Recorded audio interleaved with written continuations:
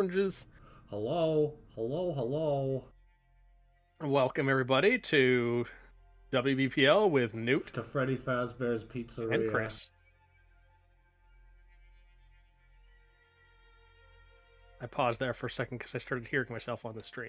To Freddy Fazbear's Pizza and Child Casino. I don't know if I want to go to the child casino and pizza.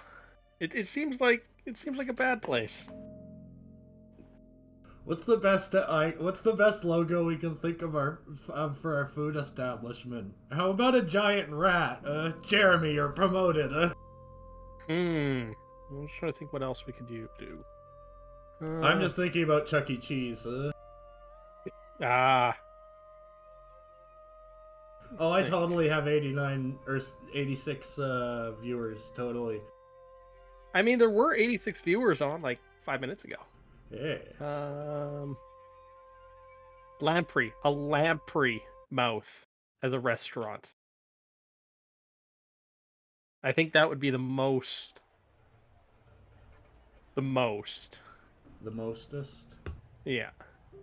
I don't have my phone. Oh, there it is. Good.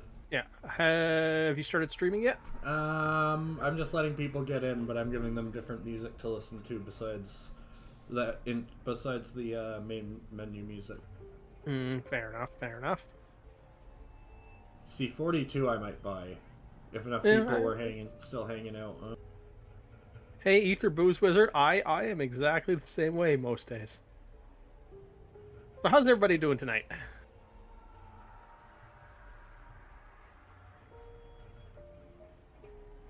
I caught the ending of Universe Sim there. I'm not exactly sure how that works, but it looks pretty fancy. If I'd have known, I would have joined sooner. Because that looked funny as hell, especially when somebody spent all their points to blow up the nuclear plant. Or attempt to.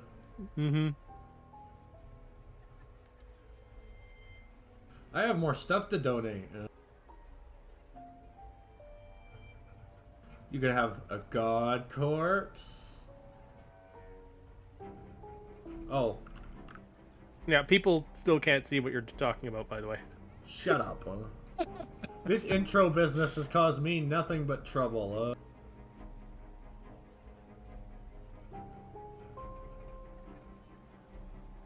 Well, is it getting a little hard to play with the Legion being as it is? Oh. Maybe. I'm gonna donate a guy. It's the small god. It's just a small god. And a guy.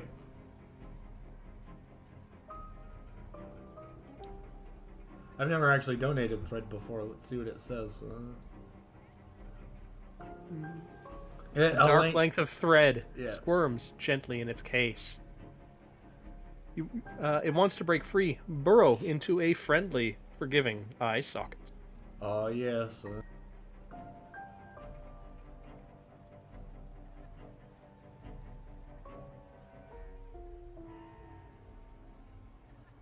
Fred. Wait, you can donate bread? No, I said Fred. It'd be interesting if you could donate bread. That would be interesting. Just a standard loaf of bread under like the most heavy containment possible. Altosa kind of goaded me into donating 2 of every item in the game that's possible in the game, so we're gonna be doing that before we open this. So we need another monolith. We need a lot of things. 2 lengths of thread shifting silently in their cases. You've heard these things can self-replicate. If they break free, what would happen to the city? Good things. Obviously, nothing but good things. Does your hubris know no bounds? 5 corpses of gods! The city is ill with fear. It's only a matter of time before the violent mob descends to punish you for your blasphemies. I mean, frozen hawk hunts. I was thinking like fruit bread, like a heavily contained fruit bread. Because you know that's going to last forever. 2 ancient grimoires displayed on lecterns and bound by heavy chains. I'm a little annoyed right now. Right now I got like... There's nothing on my nose, but it feels like my nose is being tickled or itchy. It's super irritating. Two biological anomalies are stored in jars of formaldehyde. You could have sworn they were dead, but those malformed eyes follow you as you pass. You think the blood-soaked monolith wants a friend? Of course. There's two blood-soaked monoliths in the atrium. They keep moving around overnight. I want a friend too.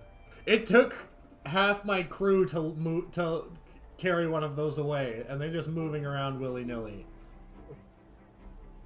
Just don't worry about it, man. Just, like, what do you get from worrying about it? You get worry. So just don't worry about it. I am mollified, Have I donated deiform scab matter yet? That sounds awful. Do you know what it is? It's scabs from gods. Nah, okay. It still sounds awful. The lump of deiform scab matter is a hideous thing, a twisted knot of Scorthidian's ancient blood. When you look upon it too long, you feel a cold pit open in your stomach. Is this blasphemy? Somewhat. Oh no, but I don't know, but the second one definitely is. Yeah, Mr. Hungry said it was just a brick of pemmican. You donated 2 lumps of deiform scab matter, each as unpleasant to look upon as the last.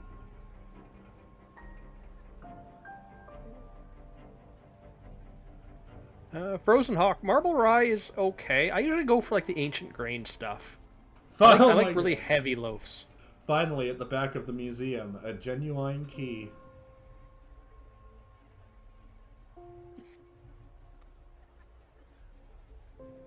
Finally, at the back of the museum, 2 genuine keys. As far as you know, no other such collection exists outside of the factory. I've not had pemmican as per se. I've had something similar to vegetable pemmican, but I'm assuming that's significantly different than, like, the standard meat-based variety. Look at all the propaganda I have to add. It's fine. It's fine. It's improving your reputation with the city. You're a modern-day poopsmith. Alright, let's start looking for stuff to cram in this bad boy. I'm assuming, Frozen Hawk, I'm assuming pemmican would taste, like, decent if it had a lot of spices, but that was kind of the point of pemmican, is that you didn't have spices. There's one historical curio on display, a gorgeous antique protected by glass. There are 2 historical curios on display.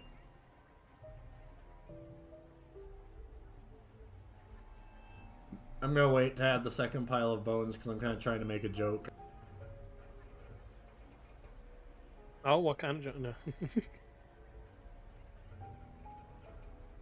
Ike the Viking, it's got to keep you going more than my dehydration snacks did. Like, sure, they made you go, but they made you want to go and leave the hike.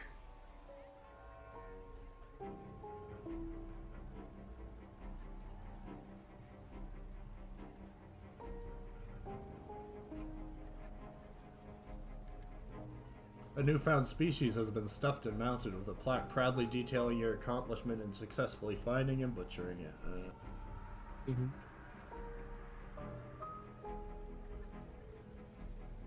Like, my understanding with pemmican is that it doesn't massively dehydrate you. Is that correct?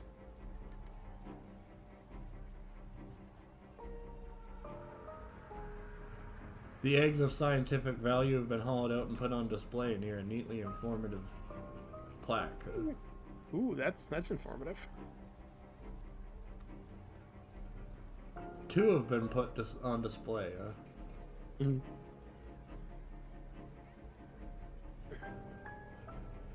Live on it. That reminds me, I should take my vitamin pills today. Probably. Yes. Every day. It's winter. Vitamin D. And the fish oil so my eyes don't feel like dying. You walk past a single example of occultist paraphernalia. A dripping black candle sitting sadly on its plinth. Hey, I know where we can get more of them. Oh, yeah! It's good times.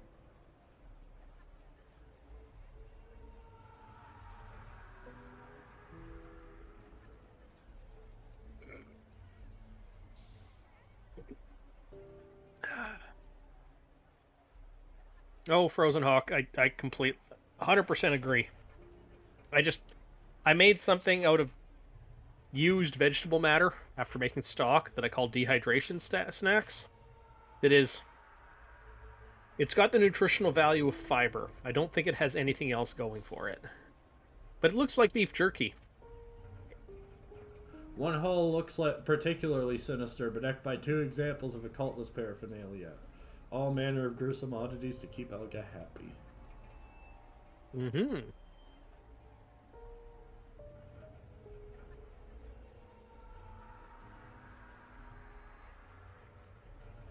I think I'm out of stuff to cram in here. Damn. Well, we're gonna For have to find now. some more. Yeah. We can make this a singularity of blasphemy until it blasphemies all over, like a supernova of blasphemy over the entire room. Oh, yeah. Everyone just immediately is a convert. A Frozen Hawk. It was more like what I made was more like how to describe it. It was almost like beef jerky in that it was like slabs and very fibrous, but all the nutritional content was canned and like all the juice, and I just squeezed out all the juices. Then I layered it out, dehydrated into this gristle, and effectively 1 cup of this would require you to drink about. It would make you want to feel like you have to drink about 2 liters of water if you ate it. It was very dehydrating. And again, like no nutritional content. It was what I would call like the perfect bar food because it would make you thirsty. It was something to chew on at work because you just chew and then you just realize, oh, I gotta drink more water, and you drink lots of water because I work outside in the greenhouse in the summer, and it always ends up that you think you've drinking enough water, but then you realize you haven't gone to urination all day, and it's been a 12-hour day. And these helped counter that. I guess yeah, it's kind of like those things. Less like margarine, more like Vegemite. Yeah, except much drier.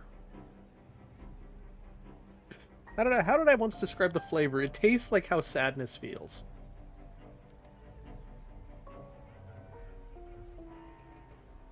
There's just All nothing right, let's there. complete our assignment. I Yahoo! I ground out some goddamn reputation and Caloram.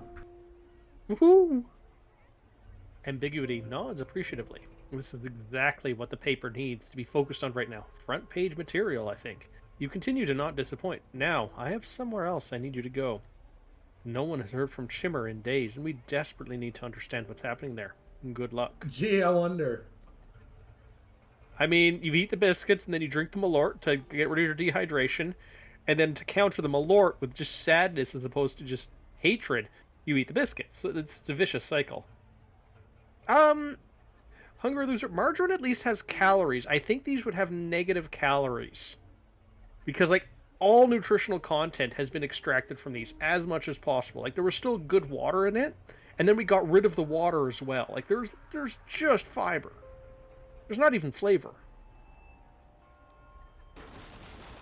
God I damn always it. love that we just crash into something when we leave any door. Yeah, Altos doesn't know how to change sound effects, otherwise I was going to get it set up to have like farts or screaming and similar for the stream, but it's not possible apparently.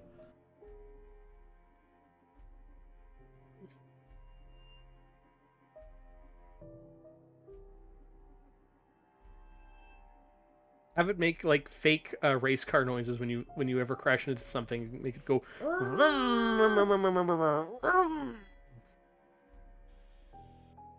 I've been practicing at 3 times speed so we can do even better. Immediately hits a rock. No sound effect doesn't count. Great. There was a sound Shut effect up. there. Fair enough. We're going to get wondrous gimmicks from the City of Engines. Deacon 1621. It gets worse. There's like Malort. There's Malort salad dressings now. We've found. I'm not And, like, paying the ketchup. bandit tax. Oh, I got more guns, by the way. Uh-oh. Why'd you get guns? What does guns do? And is the long gun like a long tom? By the way, none of you appreciated the best joke in the entire game, which is at the gun shop, where the guy says that the Plinky Susan is named after his deceased wife, Plinky. Mm-hmm. Shame. Because Susan is a girl's name, Plinky is not, Mm-hmm. Where do they think they're going, I'm not done playing yet. They just want to say hello. Oh no, they were trying to flee. They've changed their mind all of a sudden, Oh, okay. Sorry, it looked like they were getting closer. They don't want to fight anymore,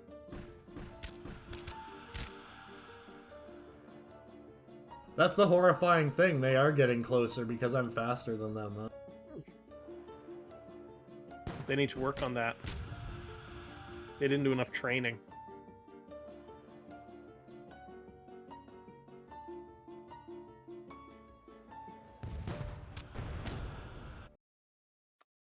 And you've just destroyed another enemy jump kit. Yay, another golem and drugs, Deacon, I would say pride is a strong word. Howdy, Grimace. How's it going?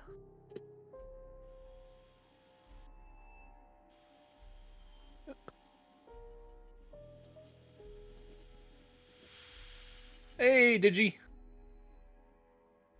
Well, here's the thing. If attacking these poor innocent people would be monstrous. However, if I don't have enough fuel to give them, these are the guys that I gave fuel to before. I just told him I don't have any fuel for him. Give it a read.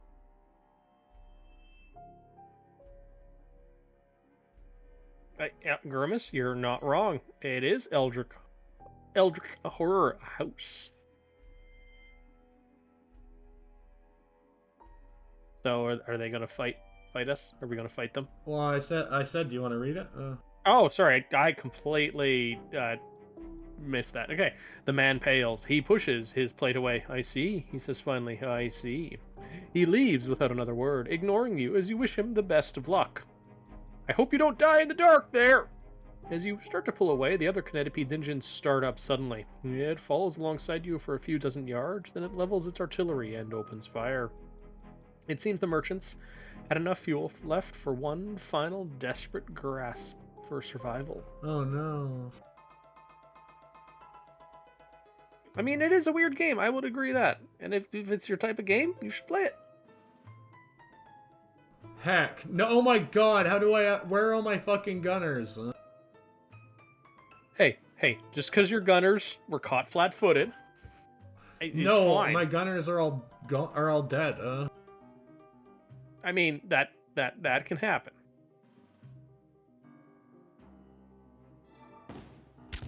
Just have the medic be a gunner. I am, but I need to waste a turn to move the people into position.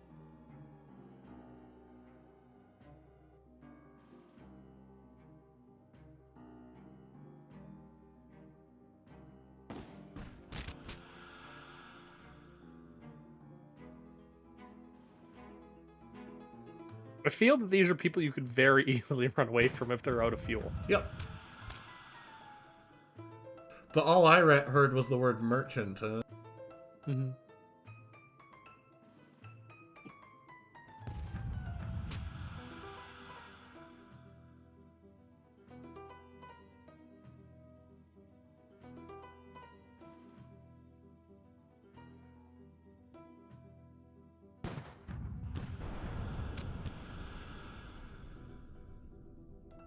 Oh, now they're deciding to fight back.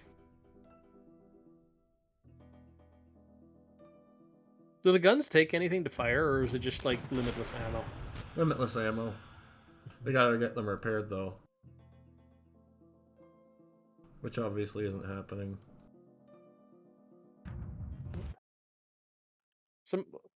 I like playing the game Cataclysm Dark Days Ahead, and I've got a vehicle that I've mounted a lot of guns on. And oh boy, after a big combat, is it such a pain to reload some of them. Oh, yeah.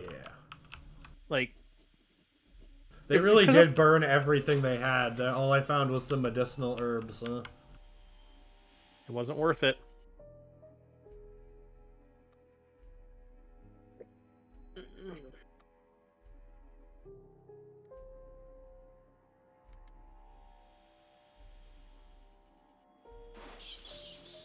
Ranch. Ow.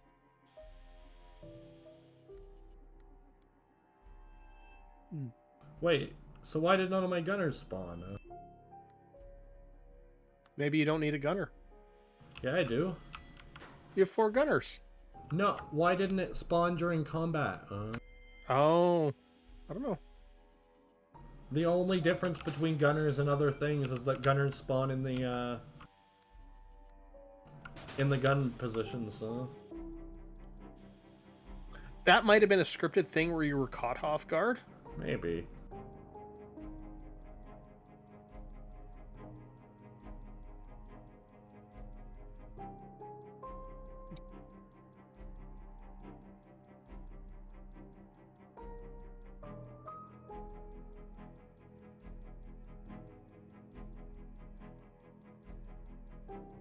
Oh, did I leave the fucking... No, why isn't it letting me sell it? They might just not buy it here. It doesn't look like you can sell anything. I don't have anything to sell. I was checking the wrong thing.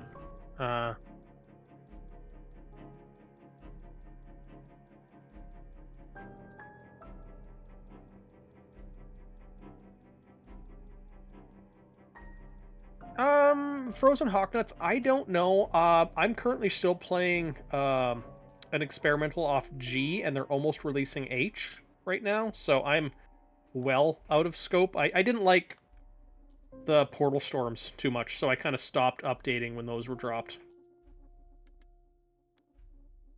Plus, I'm pretty sure my my Mega Base vehicle, my base mobile would not be supported anymore. I'd have to do a lot of mod fixing to make it work. It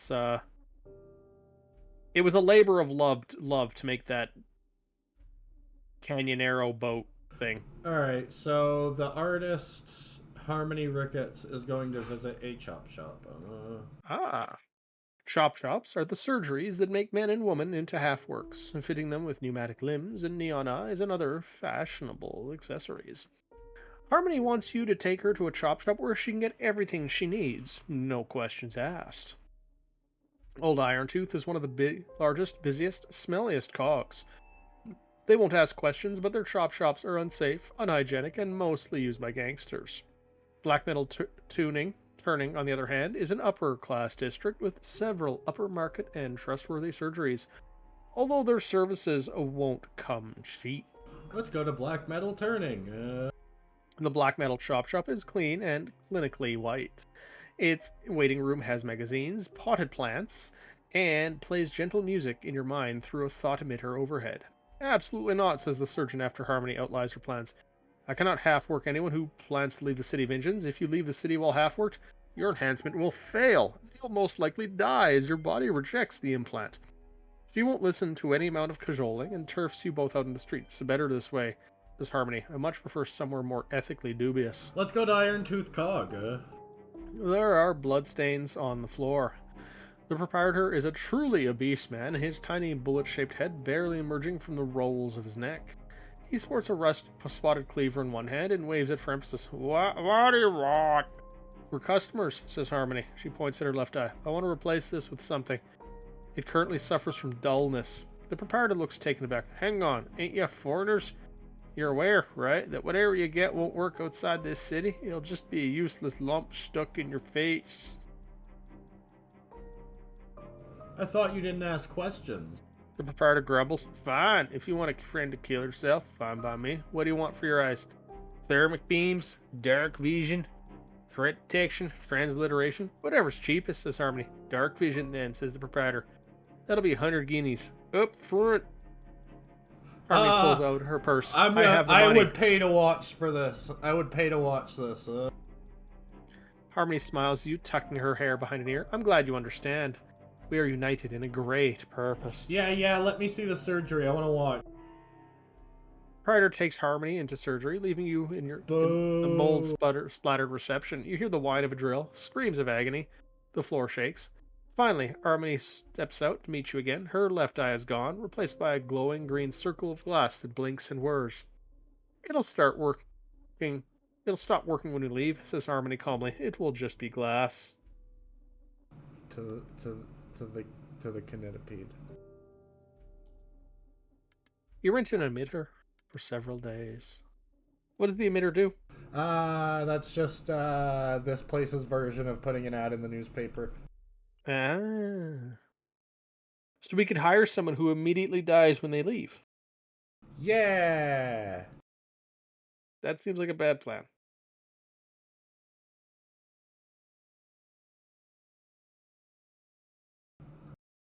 All right, we'll Alizard, do a it is little like swoop. it is a plan of like 1 out of 2. It's a 1 out of 7 plan.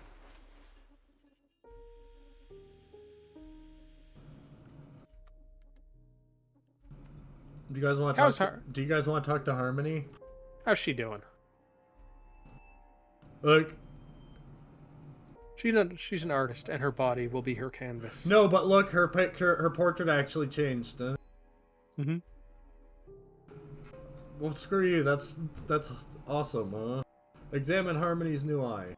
It is cool. She taps her finger against her green, blazing eye. Perfect, she says. It sits uncomfortably in her face, flesh crusted and contorted around it. For the next piece, we shall go to Ghoul Watch, she says. I have heard stories of the things they do to their dead soldiers. I shall give them living flesh to warm. Why are you doing this? I have plenty of reasons, says Harmony. Read my manifesto. There's something else, though.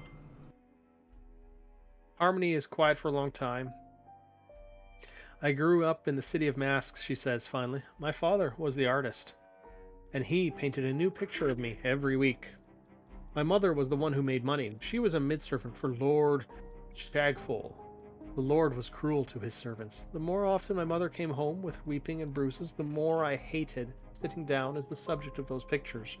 But art was in my blood. I could not escape it. Dude, we'll watch then. But actually, we're gonna go shoot up a vampire first. Yeah. Also drive through the Kinetipede. The Kinetipede will drive through several houses. That's convenient. We're speed running this. Read. Your radio crackles. It's the first time you've ever heard a naughty orb actually broadcast a message.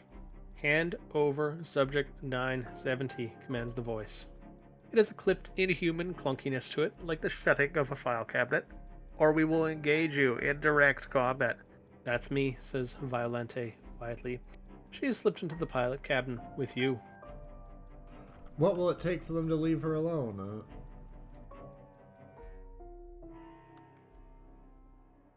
What will it take for them to leave Violente alone? Gold? Secrets? A favor? Hand over subject 970, says the voice, or we will engage you in direct combat.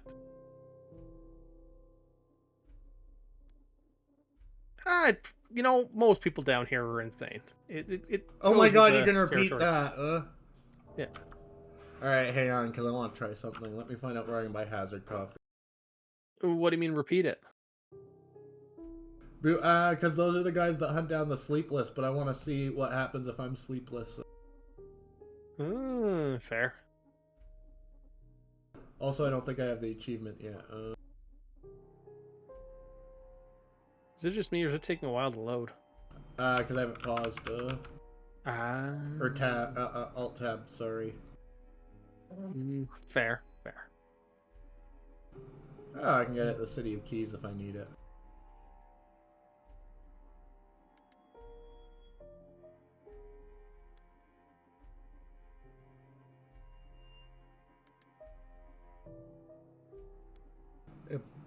Sorry, I'll let you read that next time I do it. Oh, it's fine. It's fine.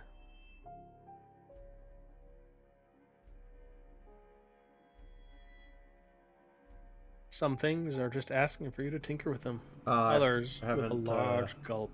I forgot to do that. Or save after doing that. Yeah.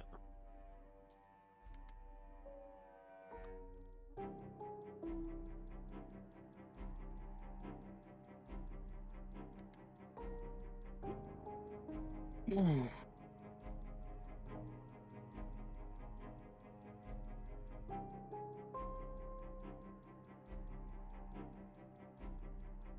Where do we go from here, Newt? We're going to the City of Keys, and then we'll just fetch Mira to our original destination. Cool, cool, cool. Oh my god, I needed to go there anyway. Go ahead and read. I've never wanted to fail before, but screw it. Just keep walking, you tell yourself. This too shall pass. But the mantra ceases to be comforting when the changeability itself is your enemy. Needles leap from the ground like silvery fish. Your boots sink into sand that has become water that has become acid. A flock of stone birds, flying above you, abruptly realize their impossibility and become a lethal rain of rock, beaks down. Your determination falters. You are leaking away, skin dribbling like ink. You make a frantic dash for the nearest pane of glass. You have fallen headfirst through some poor fellow's bathroom mirror and shimmer. Close enough. Oh, I mean, like, let's be honest, 2 weeks is a remarkably quick time for you to be found for just going somewhere randomly in the house. that is.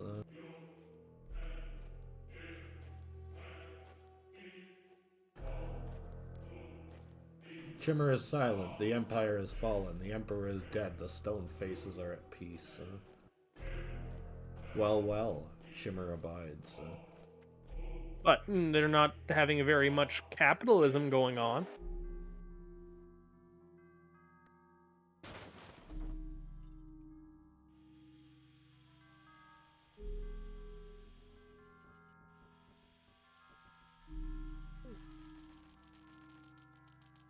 Oh, drunken patchworks. That's a lot of guns. Mm-hmm.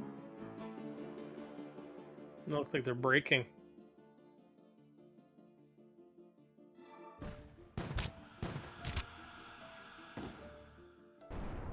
Ow. Their guns broke.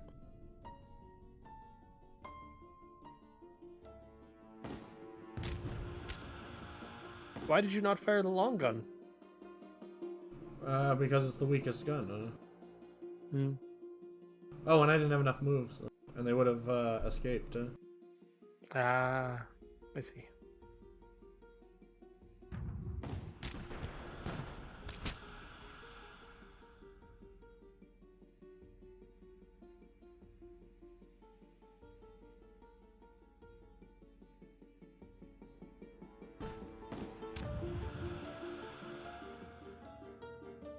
Oh, they fixed their heart light. Good for them.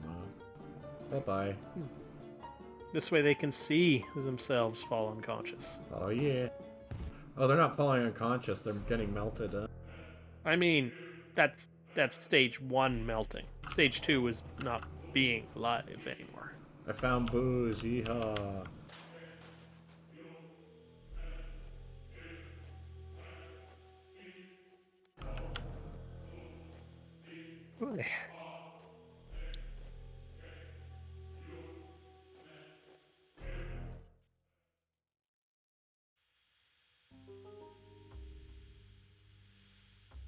He found you, the governor's man.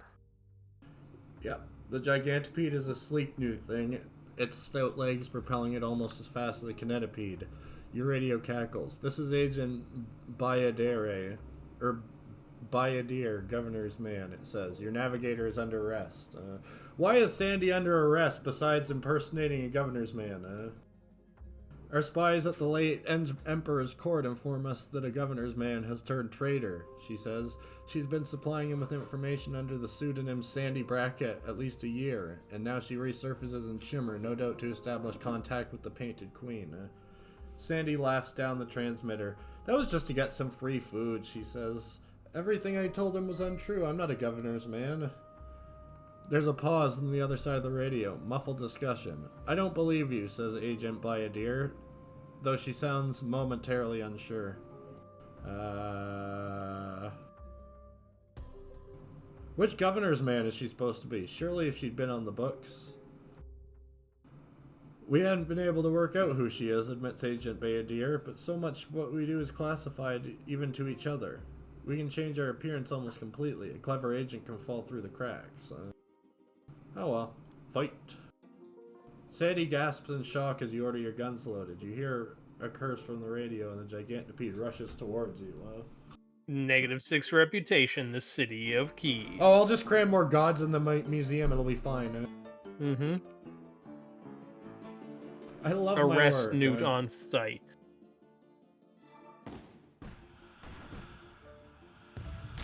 Can your reputation actually get so bad that you can't enter a city? No. I can get so bad that I can't sell information, though, which is the trap I was stuck in earlier. Mm-hmm.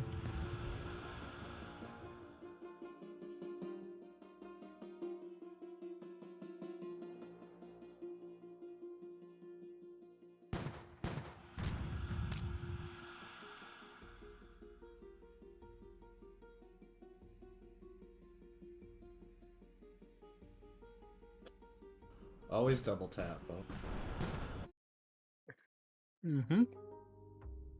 You want to read? The gigantopede buckles on its enormous mechanical legs, groans, collapses under a canopy of rolling black smoke.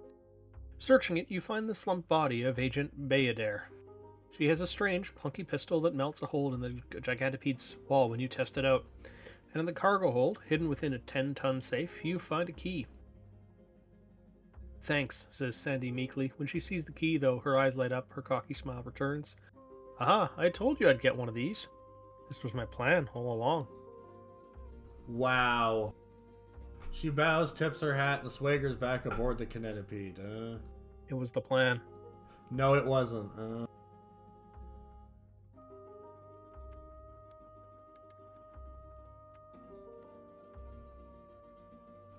There, your concerns concluded. Can you get the fuck off my ship, please?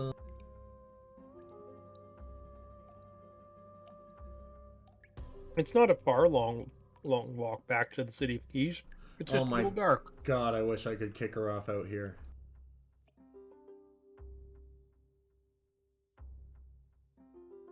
You don't like her? Do I like the person that gives me no stats whatsoever and gets me in constant trouble and lies to me and drinks all my hooch? Keeps life interesting. The God Takers have laid waste to entire civilizations in their search for foreign deities to add to their swollen pantheon. Your radio crackles to life. All they ask is that you renounce one of the gods. No. Ooh, which god are we going to renounce? No. What about the one that talks to us when we have apprehensions? More Brazar? Yeah. I'm sure he'd be fine with that, right? Totally. He would understand. Oof, that was bad RNG.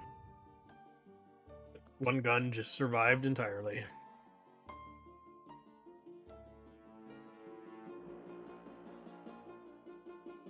Ugh. Why'd I waste a Plinky Susan on them? I'm stupid, Ugh.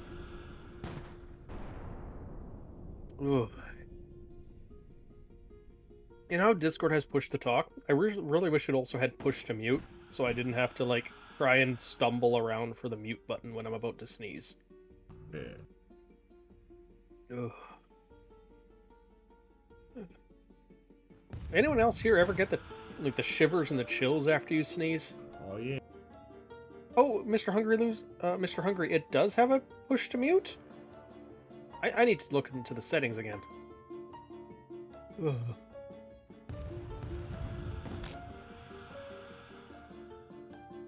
Yep. I'll have to check that out. I know one thing that that Discord at least didn't used to do is it will only take the standard keyboard keys for push button binding. I know this because my mouse has the 2 side buttons, and it won't connect to those, sadly. I've even tried binding it to some of the invisible keys like F15 and F18, and Discord just wouldn't recognize them.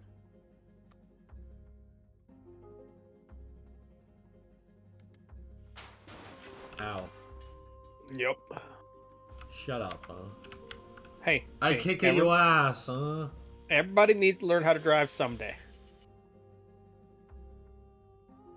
Flee. What's up? I have a pretty cheap mouse, but it's got some weird settings in it. Let's put it that way. And so I have to bind the keys the mouse buttons click to, and then I have to have Discord recognize those particular key presses. It just won't do it directly, which is really annoying, which would be nice. So do the different guns, depending on the vessel, have different hit rates? Um, it's depending on the gun, and the ones that I bought have perfect accuracy. Okay. They just only kill flesh instead of Yeah. damaging the ship.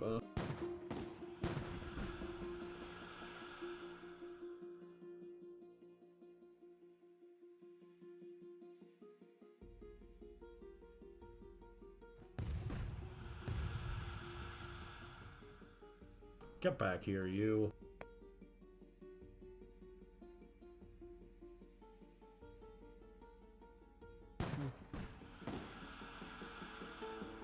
Hungry, that... I gotta say, that's just damn sexy.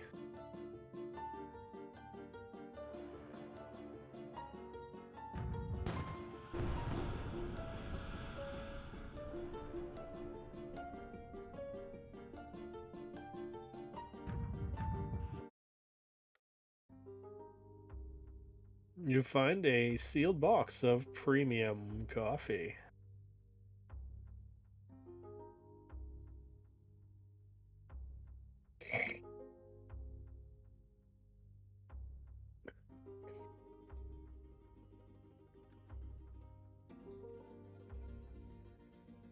I've never seen this part of my inventory before.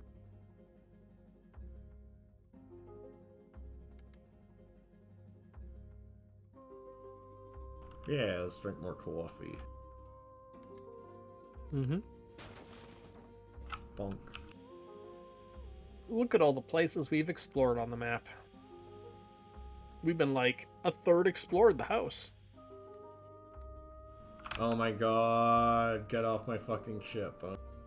Okay, you gotta, you gotta drink some of the consumables. I have had some of the consumables. So. Have all of the consumables so we get rid of the weight. Just be like a Skyrim character and just chew like 50 pounds of cheese. The archives of Tenk, a cluster of lopsided ivory towers, only upright because they are strung to the ceiling. Each tower contains tome upon tome of leather-bound book, recording the sins of mankind. And sadly, not the mushrooms, just mankind. Yay, they took a tooth. Ooh, this is gonna be spicy. The archives are written in a mad insect scrawl across great revolving columns of paper. Trying to find anything specific in here is a nightmare. The archivists skitter back and forth through the great halls, too busy to answer your questions. The column you're reading now seems to be a catalogue of the governor's sins, tortures in Kennedy Yard, children worked to death in Orphans Town, mad experiments in the factory.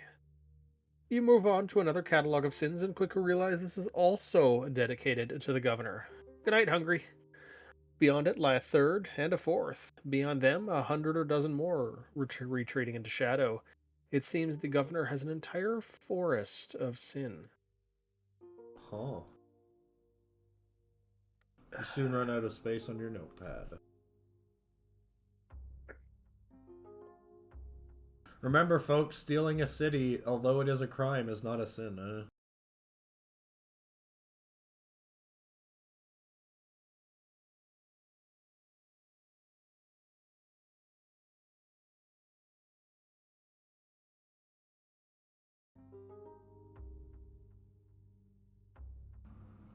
Yeah, pit stop. Hang on.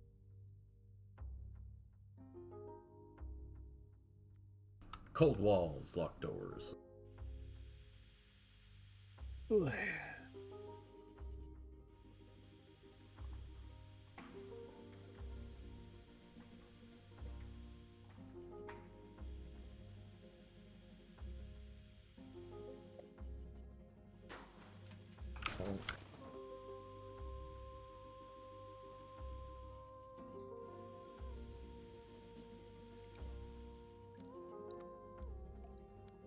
Yay, new engineer.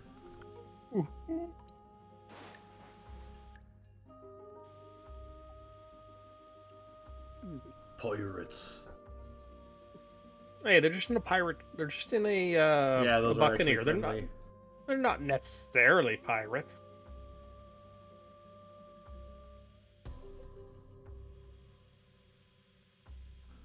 Hey, nice weave. We're going straight up against a locked wall. What does that mean? No idea. What does it mean when I'm tracing the edge of the house? I think it just means you're trying to find a new spot for a new city. I am indeed going to open a door. Mm-hmm. Mm-hmm. Close enough. No.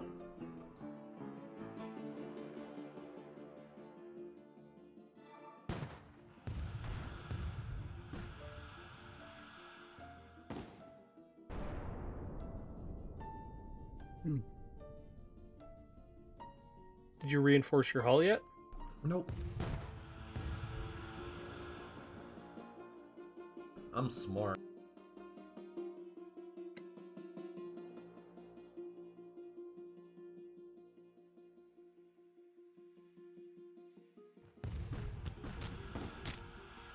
Oh, bastard.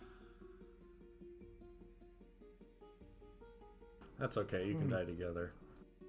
Mm-hmm.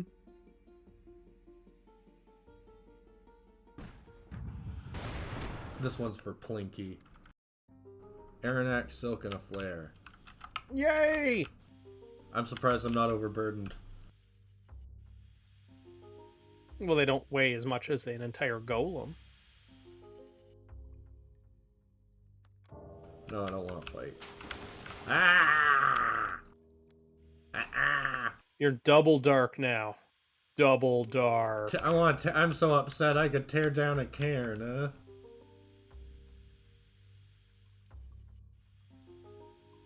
No. No! Hurry! Oh my god! Ah, we got plenty of time. A room of memories.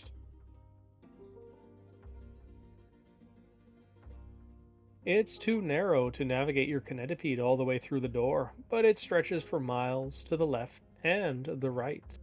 One wall is covered in thousands of portraits and daguerreotypes, each unique to its size and shape and subject matter. The others is an endless, crowded bookcase. Right next to the door, a blue fire burns cold and silent. Beside it, an old brown armchair, the type that has been stained and battered and sat on until it achieves a state of supreme comfortableness. Let's look through a few of the things that we can get here. Malort and tomato juice. Ugh, good luck. See you on the other side, Mr. Hungry. Oh. The faces on the wall are mostly children, young boys and girls with glum faces. Standing beside them, in a few portraits, is a looming skeletal figure. I just found out where this is. It's too narrow here. The faces on the wall are mostly children still.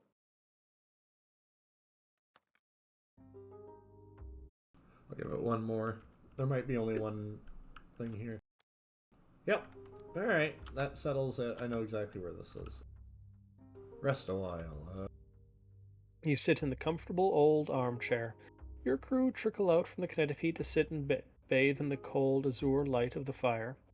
Banjo grins and launches into a story with obvious enthusiasm. It's an anecdote from when he was a street urchin in the City of Knives and how he outwitted the Golem Guard time and time again. Ashton grits her teeth, but something compels her to speak nonetheless, with obvious reluctance. She talks about how she spent years soaking in alcohol in a nameless little city bar in that self-same city, never starting fights, but always keen to finish them. Sandy grins, sloshes from a small bottle of wine she had concealed in her hat, tells an extremely lengthy story of how she survived an attempted assassination attempt from a jealous ex-lover after seducing the prince in Founder's Fire. Then the stories are finished, and silence settles across you all. You feel lighter somehow. Return to the kinetipede. There's nothing more to be said here.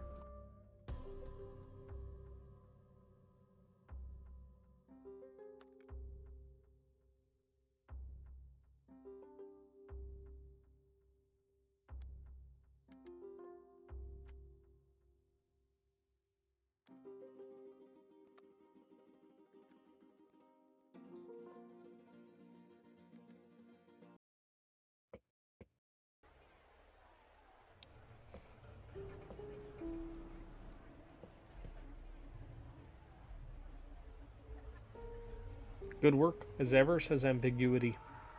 One thing that's a matter of public interest lately is the Ghoul Watch election. New Ghoul Watch politicians may be elected, but they're just as sleazy as our own. Show them no mercy. She or he stops you as you turn to leave.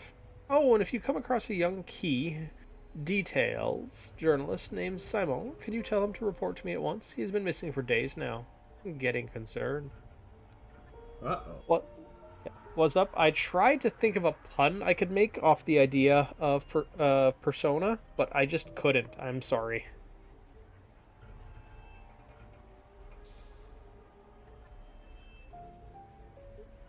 Where's the coffee?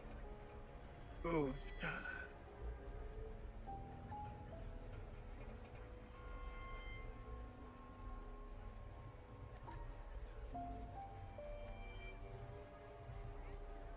Coffee.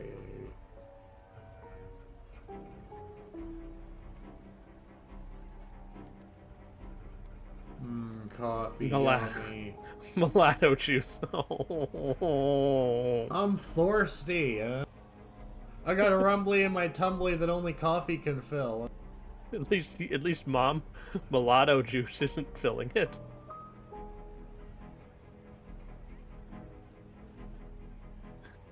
I don't know if I'd call that juice anymore. I would call that like tincture, mulatto tincture, because you're not sure if it's medicine, but it goes down.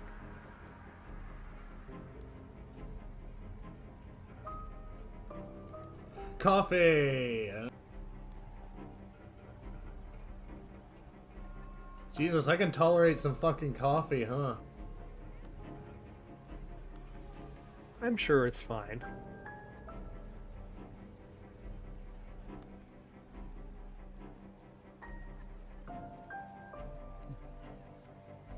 How am I not sleepless yet?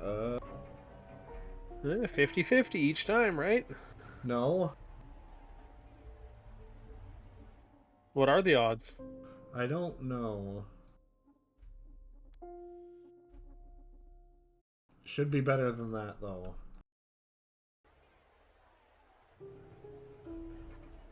Well, you've got that plot armor that the coffee has to get through, so... Ah, yes, of course.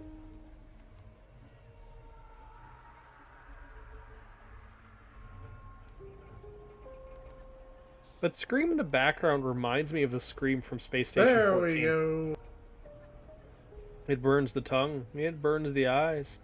For a moment, you've never felt such awful clarity. But that night you cannot sleep. You stare at the ceiling for hours on end, sweating, shaking, making sounds so hideous your crew assume you are dying. Will you ever sleep again?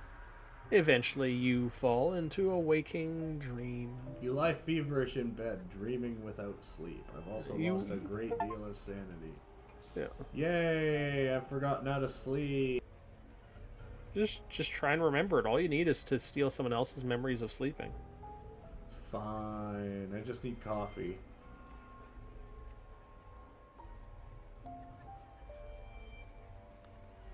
Damn it, I'm out of coffee.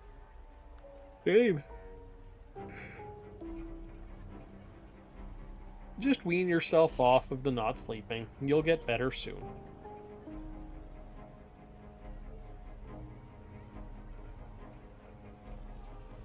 Mr. Hungry, that sounds like something that I would need insurance for. The Hand of Glory twitches. A plaque details its former owner's crimes.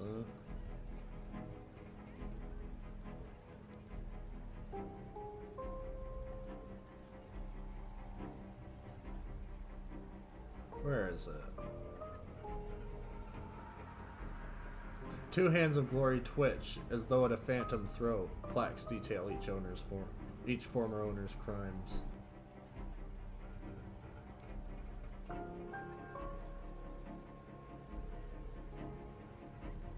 The wondrous device is useless outside of the City of Engines, but it looks like a very impressive doodad, all springs and cogs and intricacy. More wondrous device.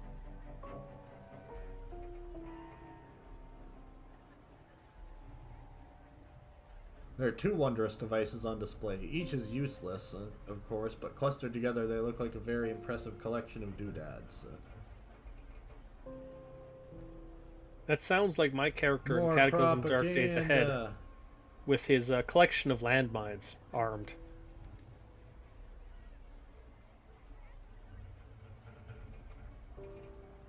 I just have a bucket full of them.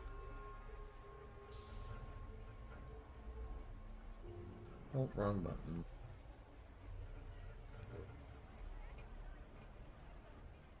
You can read this one if you want. A watch officer stops you as you wander towards the dead zone that surrounds the Howling Pits. He is sweating under his waxed mustache. No entry, he says in a tight voice. Something escaped the pits last night. Again, the governor's men are taking care of it. Screams echo over the rooftops. Inhuman, keening cries, familiar to anyone who's spent time near the pits. The watch officer's hands shake as he lights his pipe. I can offer to stand watch instead. With every fresh scream, the watch officer's face becomes a little paler. You offer to take over for the night. After all, he's probably never needed elsewhere. He attempts to not appear overly grateful. Hours of watchfulness later, you spot some scampering, shapeless shape crossing the rooftops. You catch a glimpse of trailing tendrils, pale eyes, and a soft, grasping thing like a child's hand. Then it is gone, skittering over the slate in near total silence. An instant later, a man and a woman melt from the shadows on either side of you. The man is tall, broad as a coffin. The woman is shorter and holds a strange-looking pistol in her left hand. Did you see it? She gestures with the rooftops with her gun. When you tell them where the thing went, they didn't pause to offer gratitude. I'm gonna follow them. Perhaps they could use my help. You wake up the next day in a run-down hostel with a horrifying migraine and no memory of anything after you followed the governor's men. Whatever happened, the government confiscated your memories of it. But you must have been of some help to a greater or lesser extent, because the governor's men have left you two memories. Tall man's nod and appreciation, and the unremarkable woman's firm handshake. You get a feeling that somewhere in the cavernous halls of the factory, someone has placed a tick against your name. That is a good way of making sure somebody knows that they were useful, even if they can't remember it. Yeah. Frozen Hawk, the bucket of landmines I mostly use that if I'm done with an NPC and I don't want them aboard anymore, I give it to them as a melee weapon and I tell them to go fight a horde of zombies.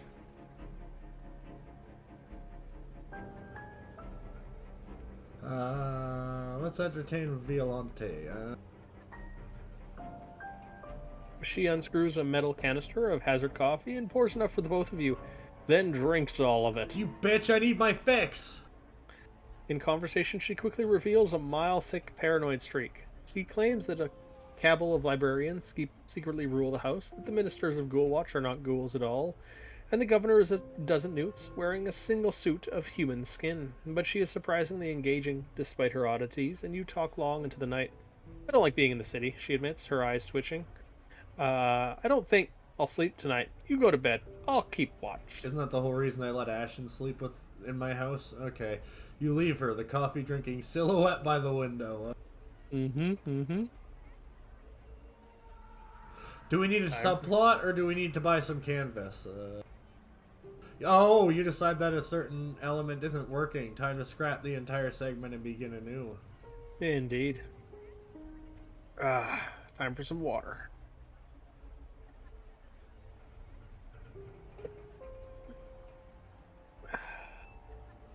I need more thrilling yarns.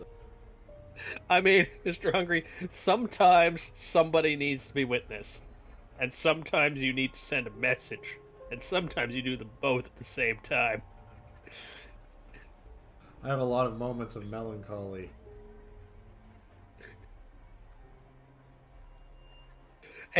Hey, Frozen Hawk, these are for the ones that get, like, massively mutated, and it's just like, oh, you're not sure. I have 11 romantic encounters. I've been busy, The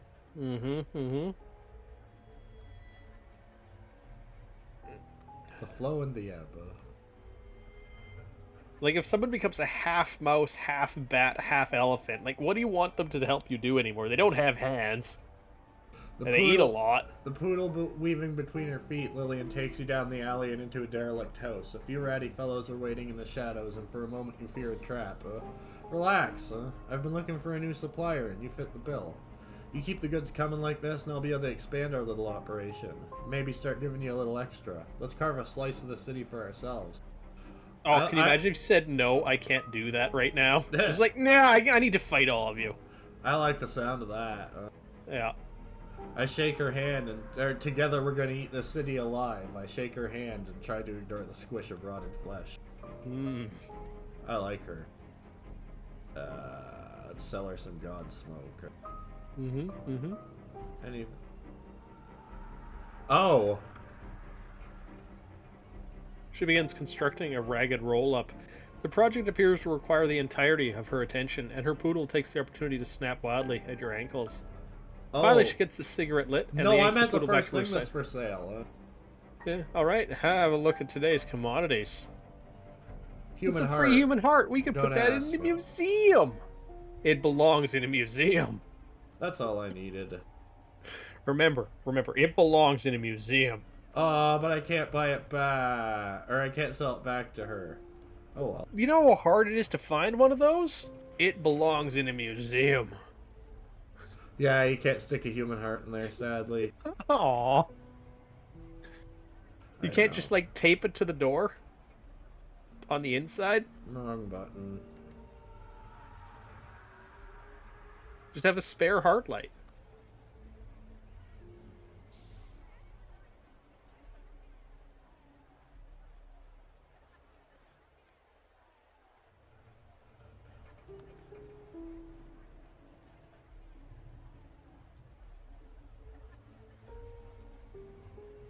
Oh my god, Cromlech!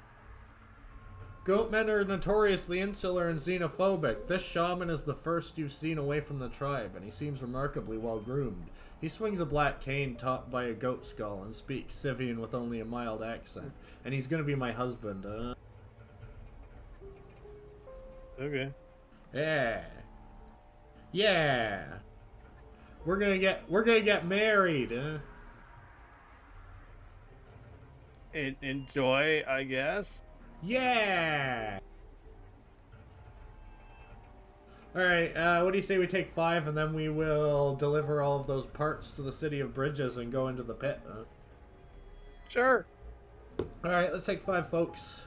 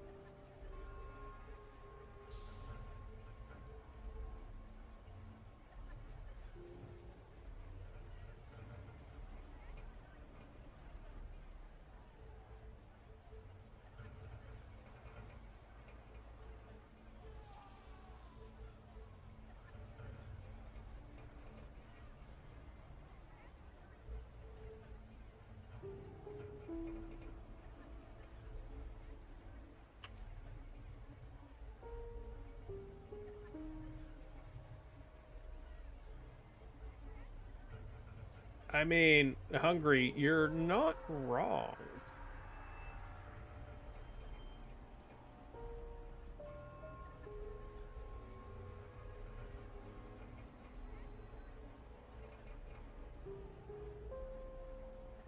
Man, Newt didn't even leave you, like, the map. Tisk, tisk, tisk. He just alt-tab to the standby. Oh well, maybe it's easier that way. I don't know. I'm not up and up with this fancy new techno-magical fancy things.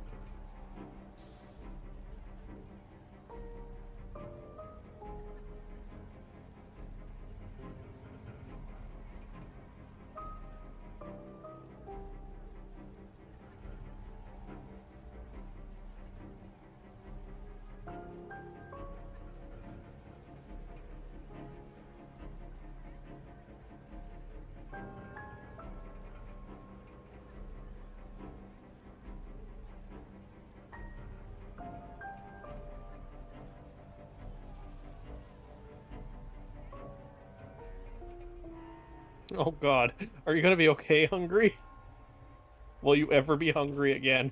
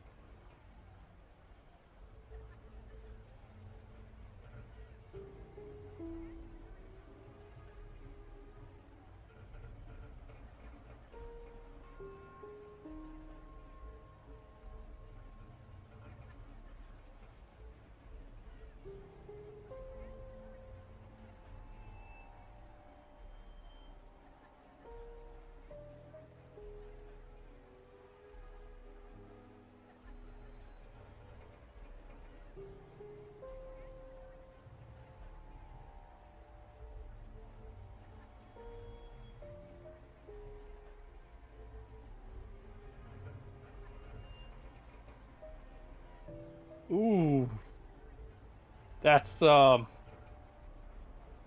say this, hungry. Better you than me. I would never want to play a challenge like that. My stomach is not that strong.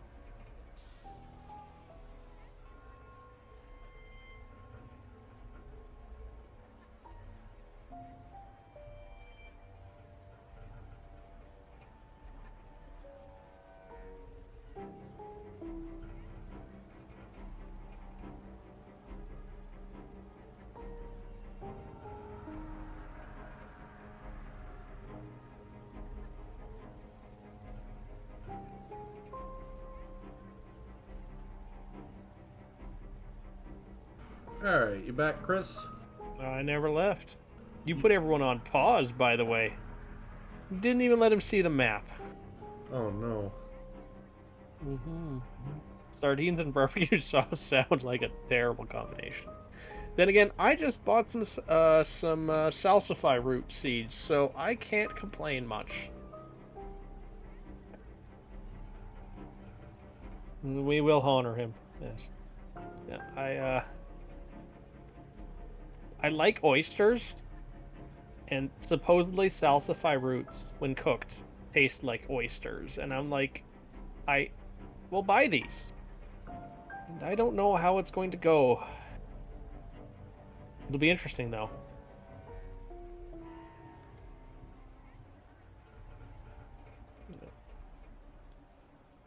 When full grown, they look something similar to a parsnip.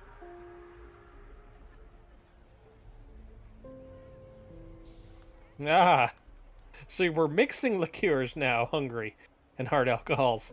This plan is growing in scope.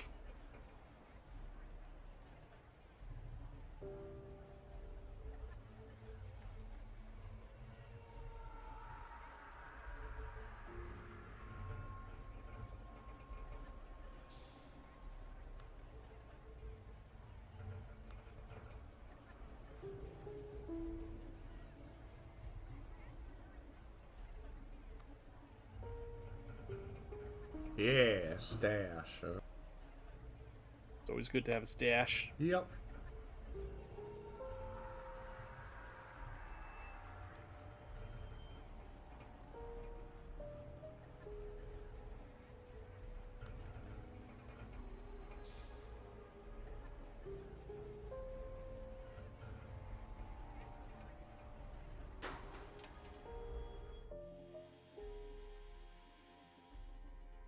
I gotta go steal a monolith. Monolith.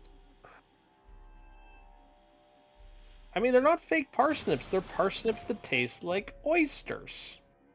Salazar. Those are like. Wonder if I can surrender myself at Wake. God damn it. Waker's respite. That is a lot of crunch. What will happen when you surrender yourself there? I don't know. Which quest is it for? It isn't for a quest. I'm sleepless. Mm-hmm. This is where sleepless people go. Oh, that's right. Oh, I never visited here. The air hums with strange energies. The floating orb communes of the naughty doctors orbit each other overhead. Those who come to the house from other worlds are surprised to find they can go much longer without food and drink, and even sleep is not exactly required for survival. But those who go without sleep for too long become wake mad, and the naughty doctors come for them. The naughty doctors have no obligation to entertain desks. There is no one to greet you at the door, and no way to access the orbs overhead, which are usually forbidden to sound sleepers. It would be very unwise to do so anyway, since you yourself are one of the sleepless people they relentlessly hunt. Nice. Dread machinations. You fret over hours for what you learned. The implications are disturbing. Yeah. Can you imagine if you left one, like that wakeful passenger here? Like just abandon her here? Who am I, engineer or whatever she is? Yeah, just said like, okay, yeah, we don't need you anymore. You can stay here. Yeah. And just leave. That's probably a way to resolve her quest, but I Yeah. haven't reached that point yet. Yeah. No, but like just kick her off the crew. Don't just leave her there. Just like say, okay, yeah, we're done here. Yeah. I need somebody else. Put an ad in the local naughty doctor paper.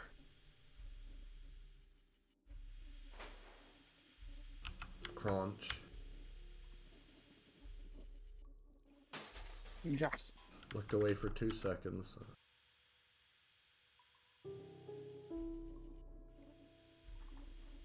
That's only part of the level 3 driving course.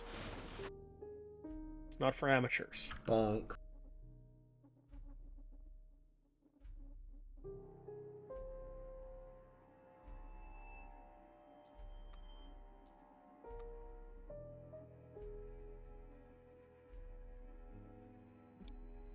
Wait.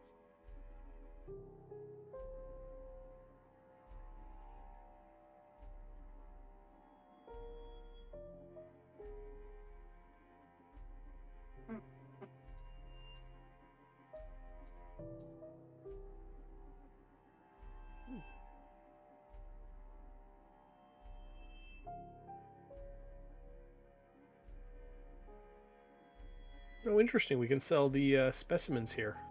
Yeah. Neat, that'll save some tonnage. Yeah, which is Did good. you sell the dead ones too? I don't have any. Oh, I stuck the dead ones in the museum. That's right. Let's pay the cosmonauts a visit. Huh? Oh yeah. You have what we need? Asked Anton breathlessly, hurrying forward. Amazing. Show me. It's only Here. been about a year since we talked to him, so he's just... Oh, it's been 2 birthdays. I had another birthday while I was grinding. They Nice. all It's just been give you 2 years booze. since we've seen this guy. They He all is like... they all Yeah. just give you booze. Huh? Yeah. Anton looks ready to give you a hug, then his face falls. Do you have any engineering skills? I can't build this on my own. Sure. You spend a week at the Cosmonaut headquarters, hammering and welding and beating iron into shape. Along the way, you can modify Anton's design slightly. The old man has done an admirable job with the design, but there are improvements to be made. Finally, the Chasmosphere is finished. A gleaming glass bell of glass and iron. This will keep a man safe from almost anything, says Anton confidently. Except if they touch the witch glass with their own flesh and blood, but hey, that's why That's we what made the a warding window. iron is for. Ah. Anton explains the Chasmosphere to his assembled devotees. He explains that it is largely untested, the first of its kind. He explains that it was built inexpertly in a shed by rank amateurs. Now, who wants to join me on its first ever descent? He asks. The audience stays silent. Someone Me, me, me, me, coughs. me, me, me, me. Noot! Exclaims Anton, delighted. Looking for a darker place to explore, eh? Well, after all your help, I can hardly say no. Give me time to conduct some tests, he says. Then come and meet me when you are ready to descend. Yeah.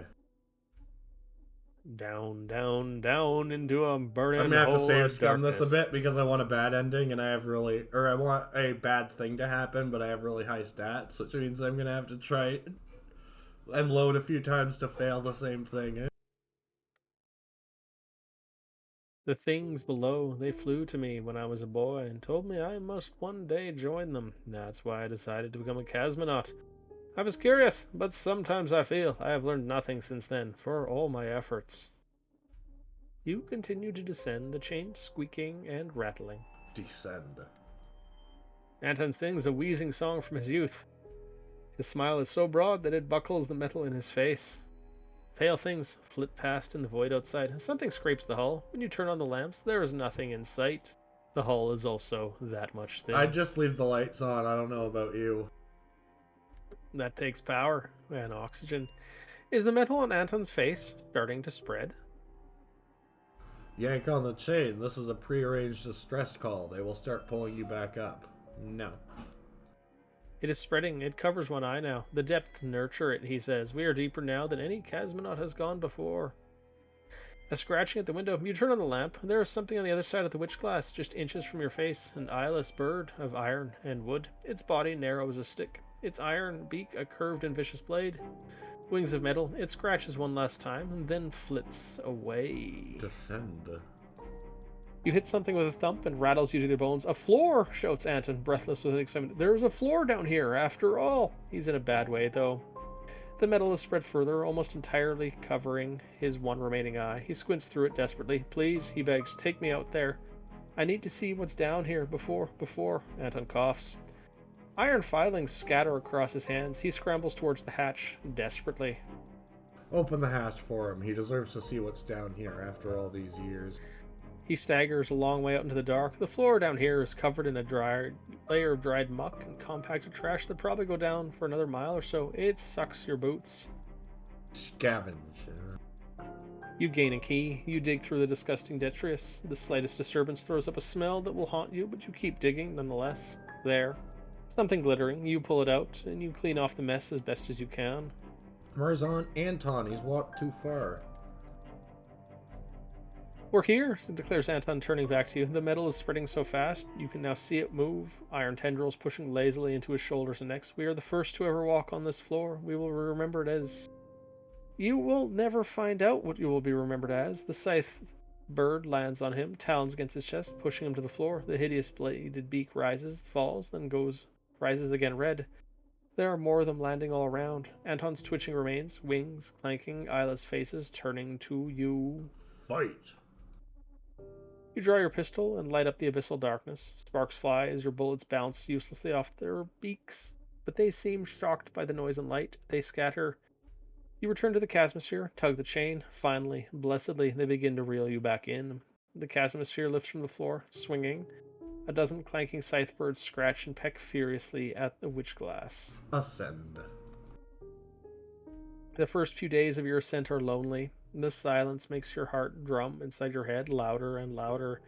And finally, you realize the noise is coming from outside the chasmosphere. Turning on the lamp, you see a half dozen scythe birds sitting on top of the hull bell, hammering their beaks against the theurgic steel chain. It's already been gnawed half to nothing. None of your efforts will shoe them. The chain cracks, splits. All your gut lurks against your ribs as the bell goes into free fall. The bell drops, and you drop with it. You have never been more certain you are about to die. You go head over No, heels. I did the thingy. I did it too successfully. I did it too good. Oh, how bad is it? It's supposed to go much worse than that? Oh yeah. Of course it is.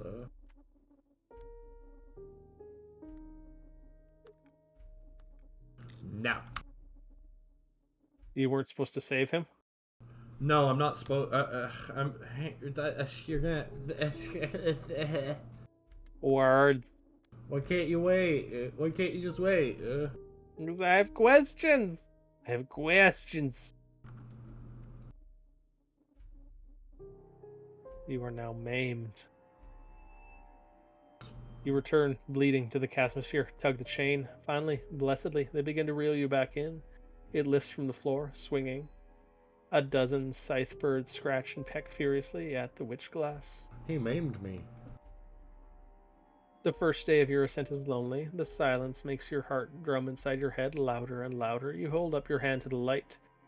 Tiny iron splinters are already growing at the edges of the beak wound. The metal has got you. Well, No time to think. Let the metal spread up your arm. You're dead.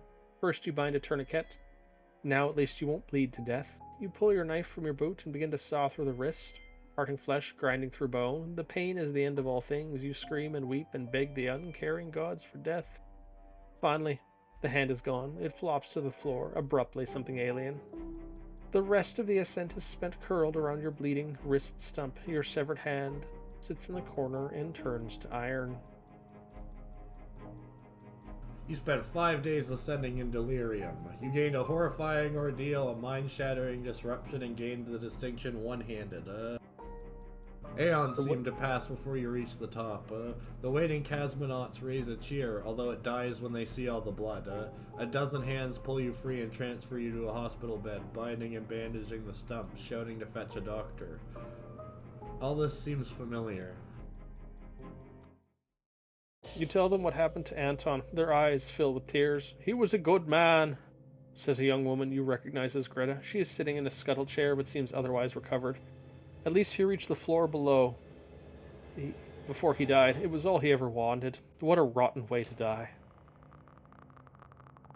Hang on. I want to try one more thing. What a rotten way to die.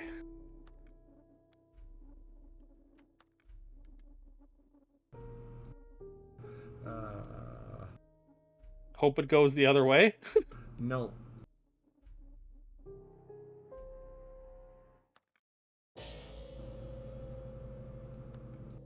You attend Anton's service the next day. Are you trying to have him survive or something? No, this is the ending I want, but I want to show you guys something. Okay. And then I'll load that save and then we're done here. Yeah.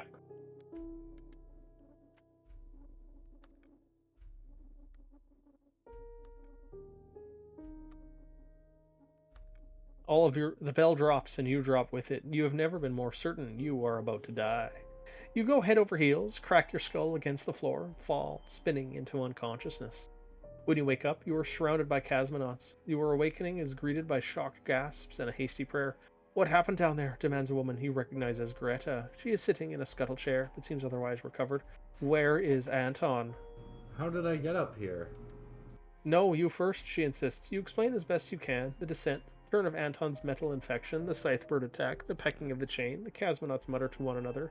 It was the damnedest thing, says Greta slowly. We were waiting for you to return when we were pulled up, an empty chain. Just when we thought you were dead, we saw a scythe bird, just like the ones you described. But it was carrying the chasmosphere in its talons. It drops you off in the middle of the street, then flies back down. The part that gives me pause, she draws a deep breath, the ragged remains of a deep suit were hanging around its wings. Isn't that Hey, spooky? we know where all the dead people became. They Yeah. became birds. Yeah. More specifically, Anton saved me. Yeah. Well, these are like under bridge metal birds, because I don't think the chasm is full of water, is it? No. Yeah, it's like a weirdly airy spot. Hey, thank you for the follow, Ike the I'm gonna Viking. rest and recover because I'm a little insane. Insanity recovers pretty quickly, you see. You just need to have a good long nap. Ooh. Oh yeah, that's what I mean to do. I keep forgetting. Wait, I'll go for a stand and start pumping iron. Ooh. I gotta get back into shape for my summer job. I got maimed again. I am very maimed. Well, just be maimeless. Isn't that easier? If only Sure. you just believe. Just believe.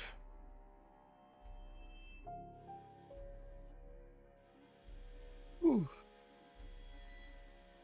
It's fine. I didn't need that hand anyway, right? Well, which hand was it? I don't know. Must have been the left one because I'm still holding my glass. Fair, yeah. Your portrait hasn't changed. Unless you're like, you've got a really long, like a really long right hand. I mean left hand. I mean, wait, The left hand, Scorpiopede yeah. races toward you, sparting darkness like a shark. The radio hisses and crackles, and piercing laughter shrieks from it. Surrender, sleeping ones. I am vampire. I am awoken. I am the shape in the darkness that justifies your fear of the night. I am a blood-drunk junkie, finishes Genevieve, grabbing the radio. Come on, Quentin. We're not some plump merchants quaking in terror. We were sent by the Abstemi. There's a long pause. Then the Scorpiopede starts scuttling very fast in the other direction. The Scorpiopede is battered and cratered, one leg missing. Quentin has been out here for a long while and his luck is running out. You herd him into a corner. Trap. The Scorpiopede turns to face you, aiming the guns on its tail. Hide amongst the sheep if you like, Abstemi scum, squawks the radio, but some of us remember what it means to be a wolf. Praise the old ways, prayed Lord Drackle, He's got a tiny crew. They're all blood thralls, Mm-hmm. Mesmerized Gunner, Quentin Dearly, Mesmerized Warrior, Blood Thrall, Mesmerized Engineer.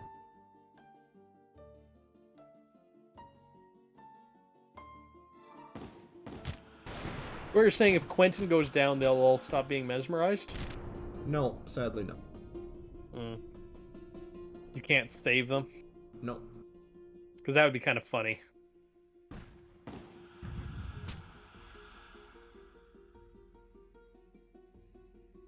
They're still trying to run, that's cute.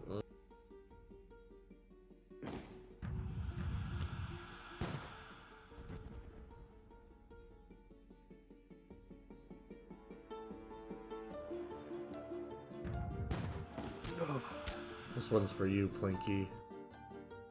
Boink!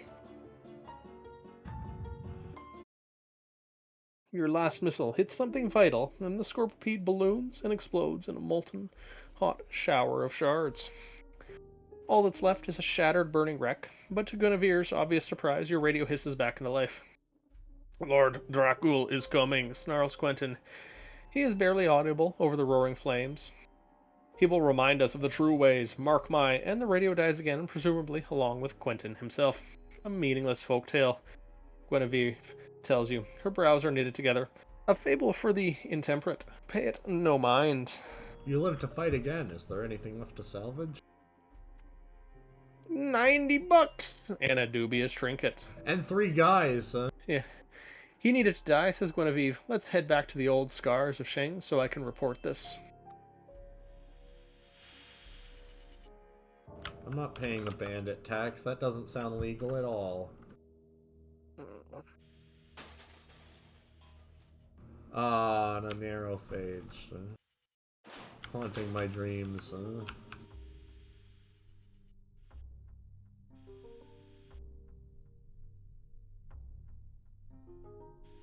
Yeah, let's get some free drugs. Let's do it. Oh, The air is drugs. that makes it free. The air is drugs, says Bradley. No, don't say it like that. Say it more like, the air is drugs. Welcome back, Grimace. Noot is on something about the air being drugs. I'll pay 20 guineas to not bother with that. Drug air, yells Grimace. A pile of charred flesh that was once a god looms on the horizon. Gouts of smoke hiss from its bleeding seams. The shuffling crowd on the beach are gray-faced addicts, drowning their minds in god smoke. Can you imagine if there was a place that just emitted, like, crack smoke and all the people that would, like, pilgrimage there? I mean, there are places you can go in the natural, like in the real world, where if you hang around too long, Yeah, you'll start getting like high. the Oracle of Delphi is one proposed example at any rate. I think they found the some deliriants in the air near a cave opening nearby. Welcome back, OK Mo. Oh, you're painting trees? Neat. I will admit, first time I read that, I saw 50 trees half planted, and I was very concerned about half planted trees. Why are we painting pretty little trees? I'm assuming it's for modeling, and I'm going to hope it's for BattleTech. Either that or he's literally just going out there and painting trees with house paint. I mean, generally use spray paint, but yeah. Fellas, I'm too good at this game. I can't fail this to show you what happens. Just try harder. I am trying. Can't you just consume some, like perpetual darkness or whatever that stuff is? I wish. The bottled darkness? Oh yeah, I Yeah. gotta let you guys see what happens with that. Yeah, just consume a whole bunch of that and then breathe in the god smoke. I'll give this 3 more tries. If this doesn't work, I'll just take the god smoke and leave. Just start speedballing darkness and god smoke. Oh, I will absolutely do that. I'm sure it'll be fine. Absolutely fine. I like how there's a little village over there. Oh well.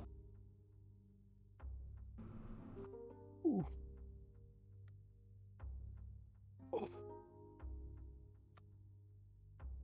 Oh, I thought I had more bottled darkness. No, I think you either stashed it or museumed it. Yeah, or sold it. Mm-hmm. You might have dropped some of it too for the tonnage thing. Oh no, I'd never drop that. It's worth 500 a pop, huh? Oh, I have a heavy shark person I can drop off. Mm-hmm. Okay, Mo. What kind of trees are we talking? Like spruce trees or like oak trees? Are we talking trees, man? Are they like, I don't know, cedars? The consortium flag flies high, a warning to any attackers, anyone like you. The radio crackles to life as you swivel your guns. Do you know who we are?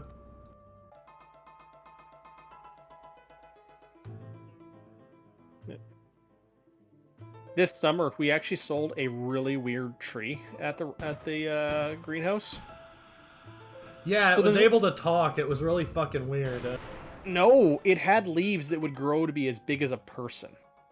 Oh, nice. Yeah, and it's an oak tree. So, like, there's a type of oak tree that grows pretty well in Canada called a bur oak. And every once in a while... That's my bank account. Bur oak. Nah. Every once in a while, a bur oak will cross-pollinate with something called a swamp oak, which doesn't grow well in Canada. But when they hybridize, It makes something that looks like a bur oak, but you can only tell it's different because by the time the bur oak tree is around 8 feet tall, it makes leaves that are about 2 feet big, length to length. And it turns out that the bur oak keeps, or the bur oak hybrid, its leaves keep getting bigger as the tree gets bigger. But the tree, being a hybrid, grows a lot better than normal oak. So after about 25 years, it'll be about 75 feet tall, 70 feet wide, with leaves about as tall as a person. I know. I've seen the results of being like, "Ooh, this species is productive. We should make more of it." Yeah. So I can't condone growing that, but it does sound like a good source of lumber, huh? Downside, it's an oak tree, so it doesn't make much wood fast. And plus, it's a really weird hybrid in that it doesn't grow. Its branches, if you cut them off, you can't graft it to other oak trees, nor can you root them. Huh. So they can't propagate this hybrid. They want to, because it grows ridiculously fast and ridiculously long. And Like it, oak is probably valuable because of how long it takes to. that too, yes. Yeah. You gonna read? The Connectipede is smoking ruin, a split metal corpse. You kick amongst the wreckage until you uncover the traitor. Somehow alive, though his left arm has been crushed to mulch under a ton of iron debris. You could use that left arm. He is still wearing his dark glasses. He is uncannily calm with a man with one less limb at the start of the day. I saw this happen, he says dreamily. There are some futures we cannot avoid where the fates coalesce. Take off his dark glasses. Take out his eyes. Beneath the spectacles sit two gleaming gold coins, pressed awkwardly into two small sockets. Twin carved faces stare out at you, and you recognize, gee, not my eyes, says the traitor, not them. Take my gold, take my life, anything else. You force your fingernails into his sockets, get as much grip as you can, twist, pull. You try and do it fast and clean, but it comes out slow, like a cork from a bottle, and ligaments snap one by one in the skull behind. Then it's free, leaving a ragged hole. The traitor is screaming, now for the next. You stole my eyes. You stole my eyes. I gained 400 guineas, some hazard coffee, some angel wine, some dragon spice, some oils and perfumes, some ancient grimoires. That would be fucked up. Actually, you know what? I should let him die, huh? That feels like the merciful thing. Leave him hissing and blubbering alone in the darkness. Can I do this again? Looks like. Okay, so this is for a diorama for the golf course you work at or something, or you were hired to do this for. Neat. It looks like a very cool little project. Let's go again.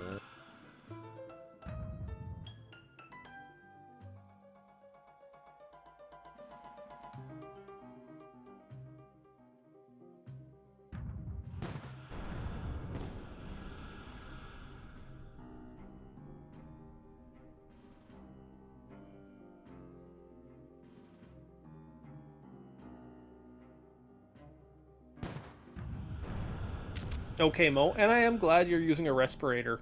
Hopefully with a good fresh cartridge in it too.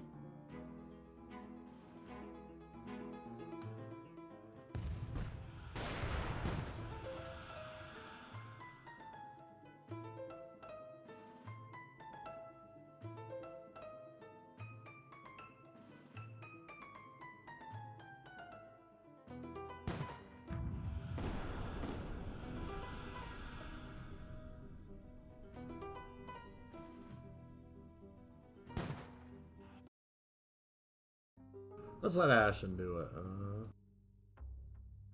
Ashen knocks the glasses from the trader's face with a swift slap. Beneath sit two gleaming gold coins. Ah, shut up, says Ashen. She jams her knife under the first coin's edge and snaps it from the socket in a single motion. And ignoring the trader's screams, she does the same with the next, leaving behind two ragged red holes above his nose. Ta very much, she says joyfully, and plunges the knife just above his collarbone.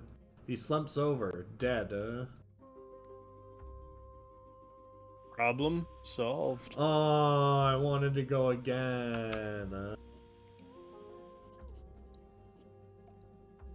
Yes. Okay, Mo. Let's go Like to the I Kelp said. Fortress. Very cool.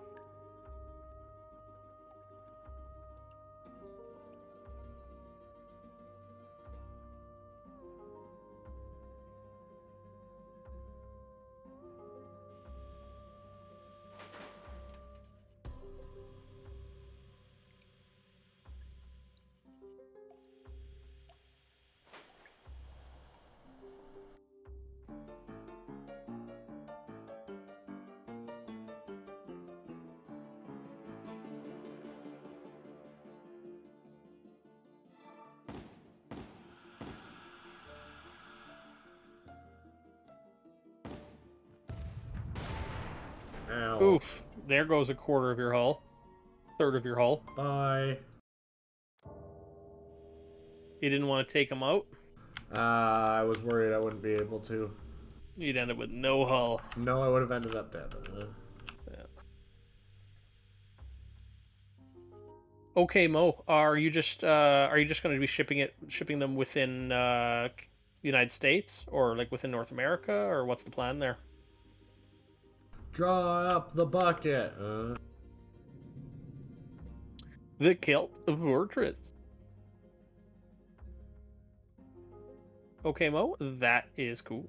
The grimy citadel with walls of sea-starved kelp, every strand brown and withered. The Karchar summons salt water from other worlds to keep it alive, but there is never enough.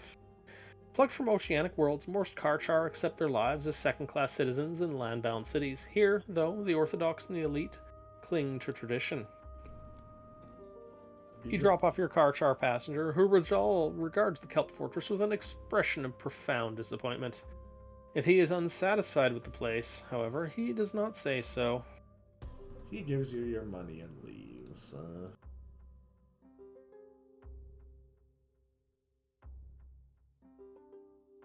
Let's learn So, Karchar. neat.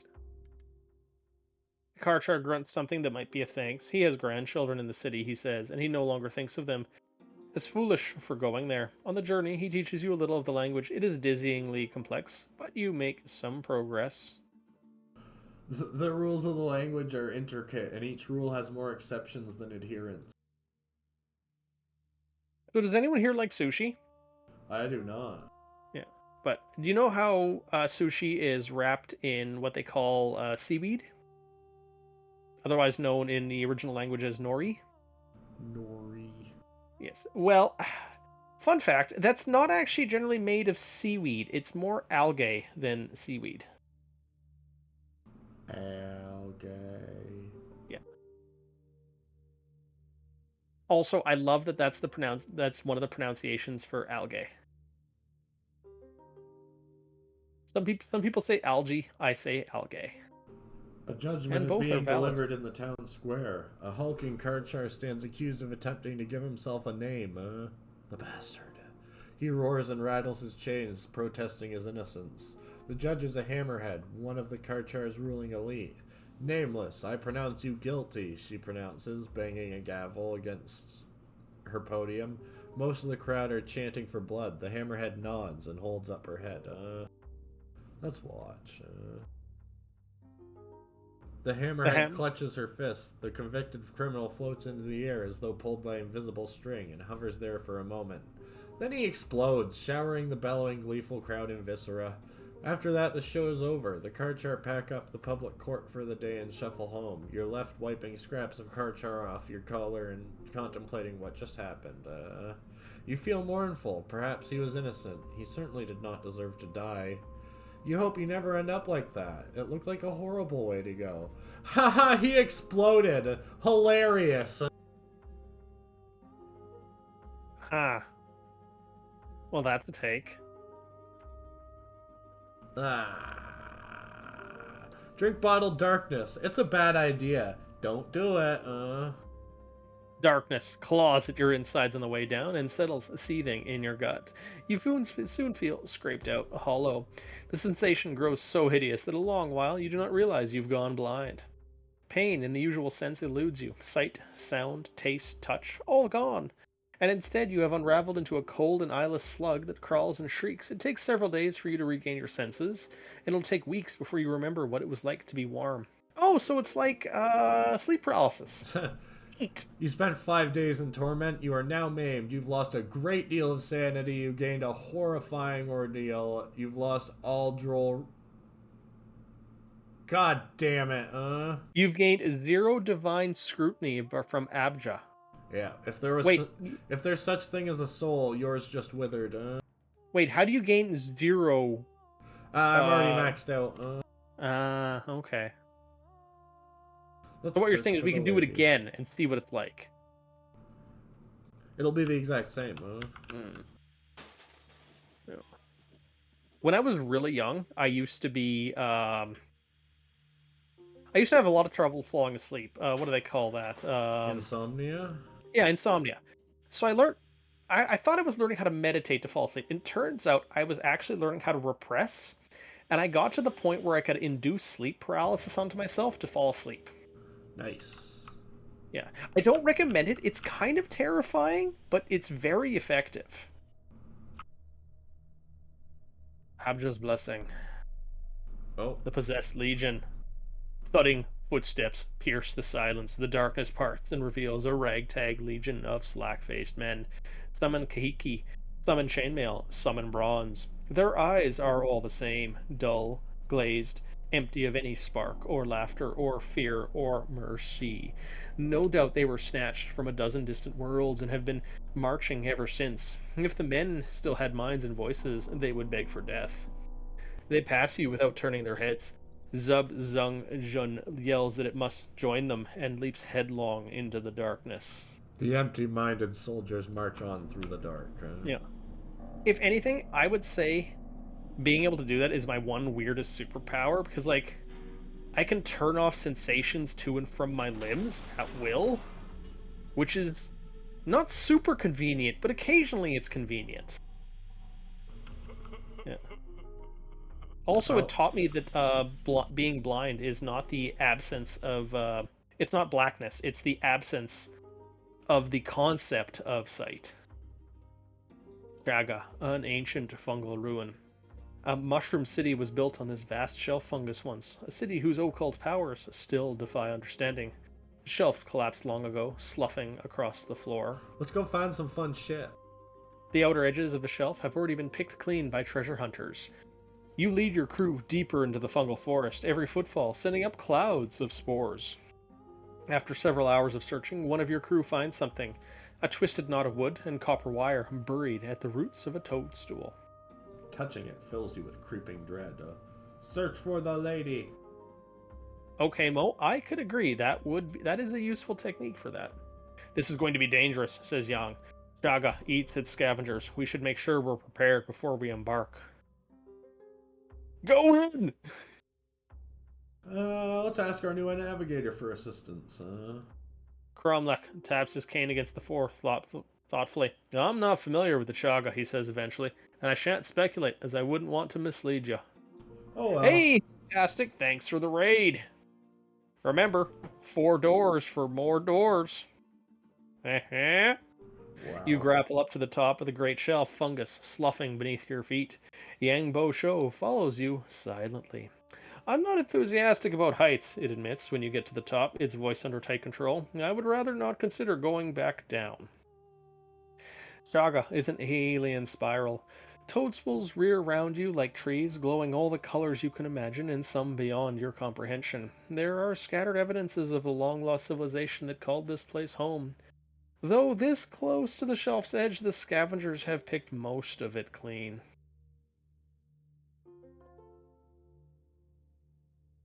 Oh my god. Zhang Bo Shah will stare at me in disgust if I take witch's butter here. That's fair.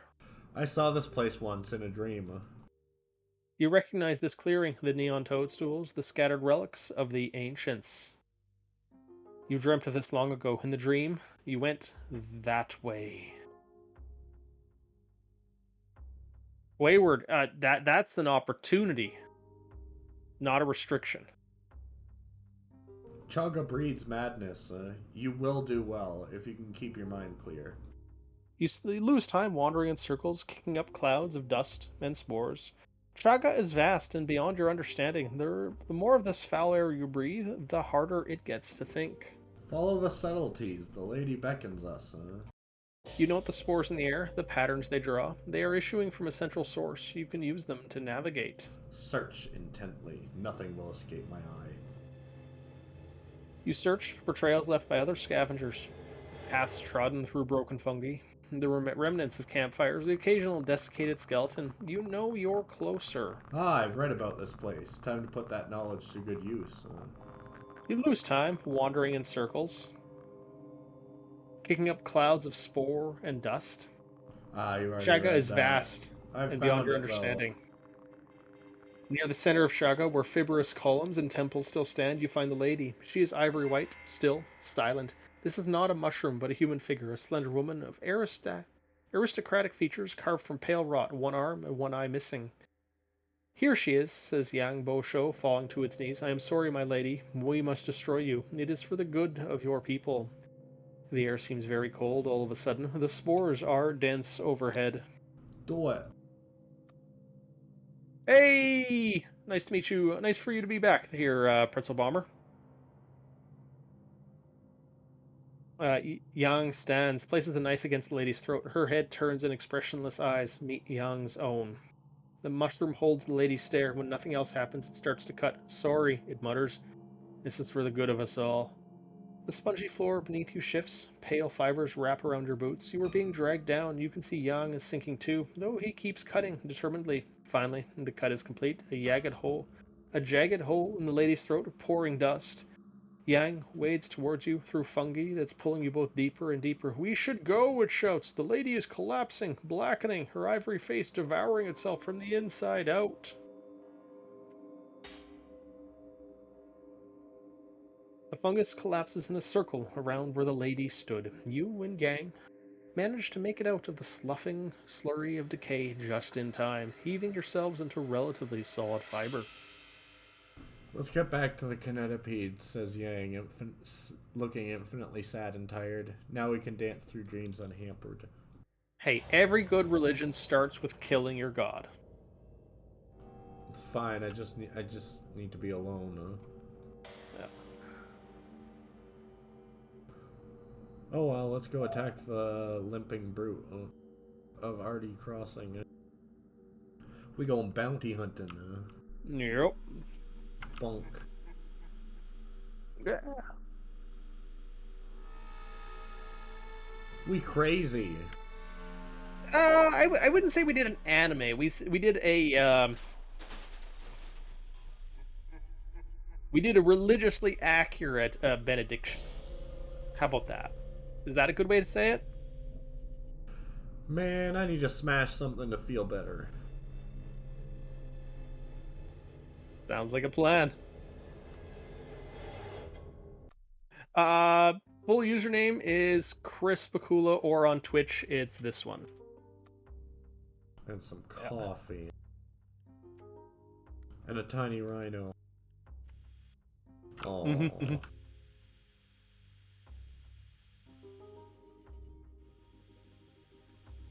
Hey, it's good to have a tiny little house hippo. I know.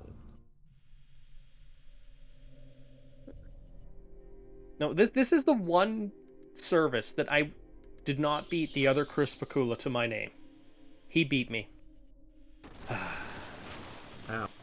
A notorious bastard. The Scorpia Pete's hull is pitted with craters and scars. Several human skulls are mounted on spikes on its back. Please just surrender, says a needling voice on the radio. Is that the limping brute of Artie Crossing? If you surrender, I promise your death will not be as long as painful as it might be.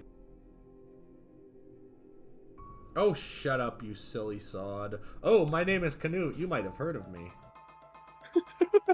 Nice. I would hope so. You're a published author. 3 You books. published in a newspaper. I got 3 books. I got 2 more books out while I was grinding. But you still haven't finished your Opium Magnus. It'll be great. Magnum opus. Opium Magnus. I said what I meant to say. My greatest opium,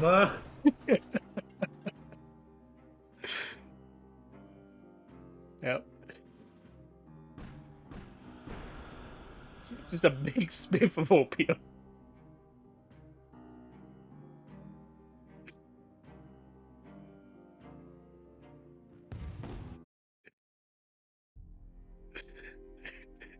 Nice. Your last missile hits something vital again, and it explodes, leaving a shattered, burning wreck, as you have seen before and you will see again.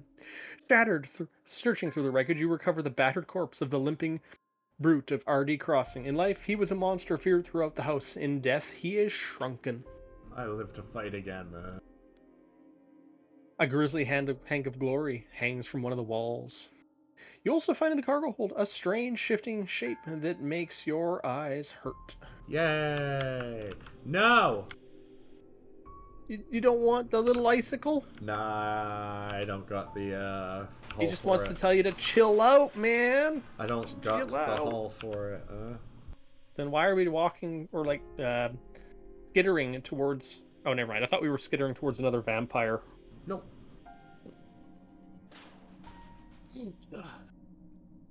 Gonna have to duke around this one in order to repair your hull. Hang on.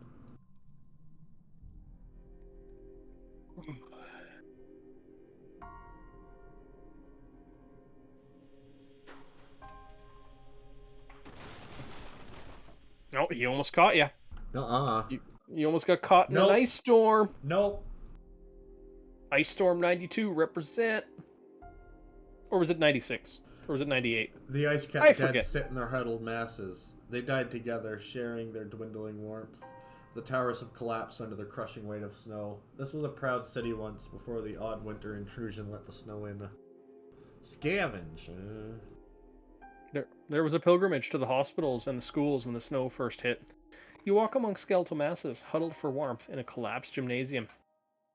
There must be thousands of them here. Was Arizona truly so large a city?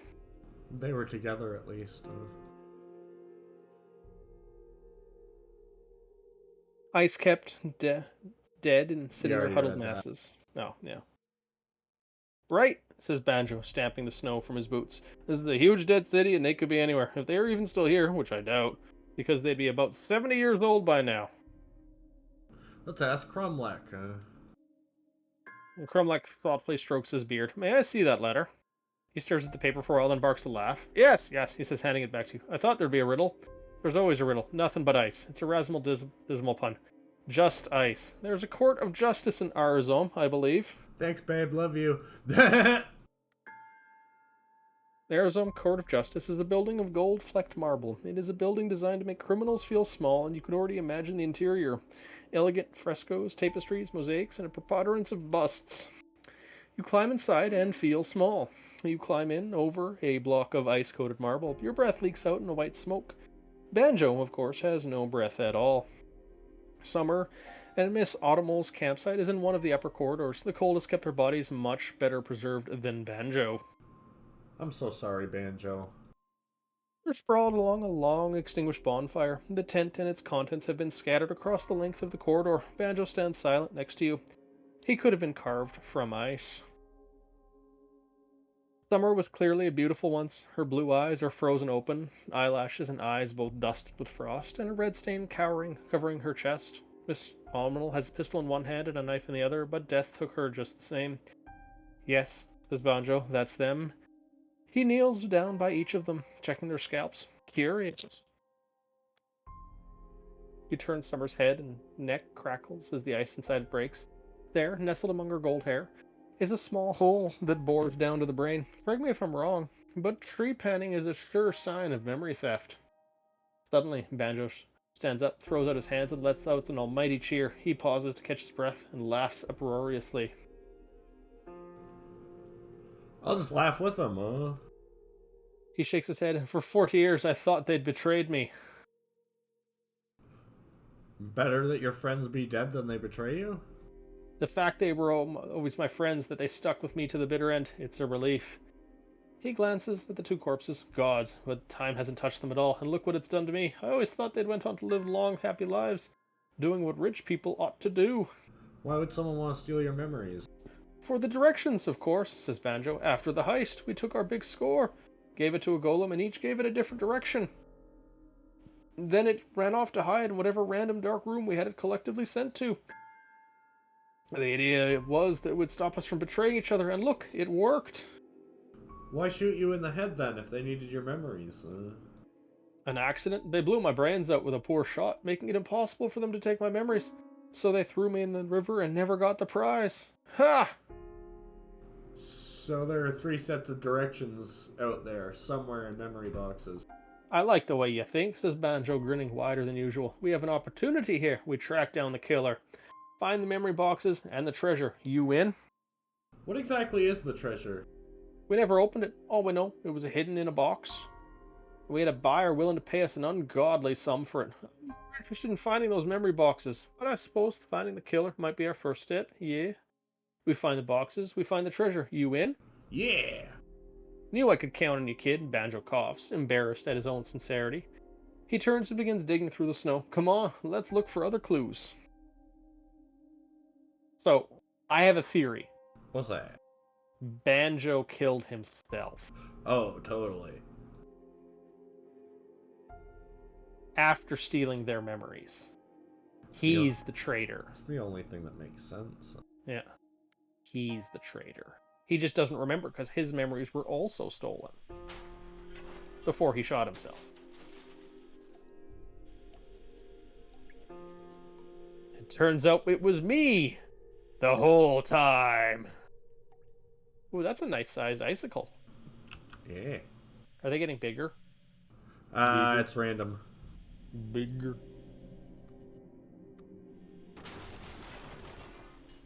Bonk. I mean, Pretzel, that's half the reason I'm guessing that. Let's turn in some stuff. It's more common than not that the story ends, but there was a twist. We don't have time to watch TV.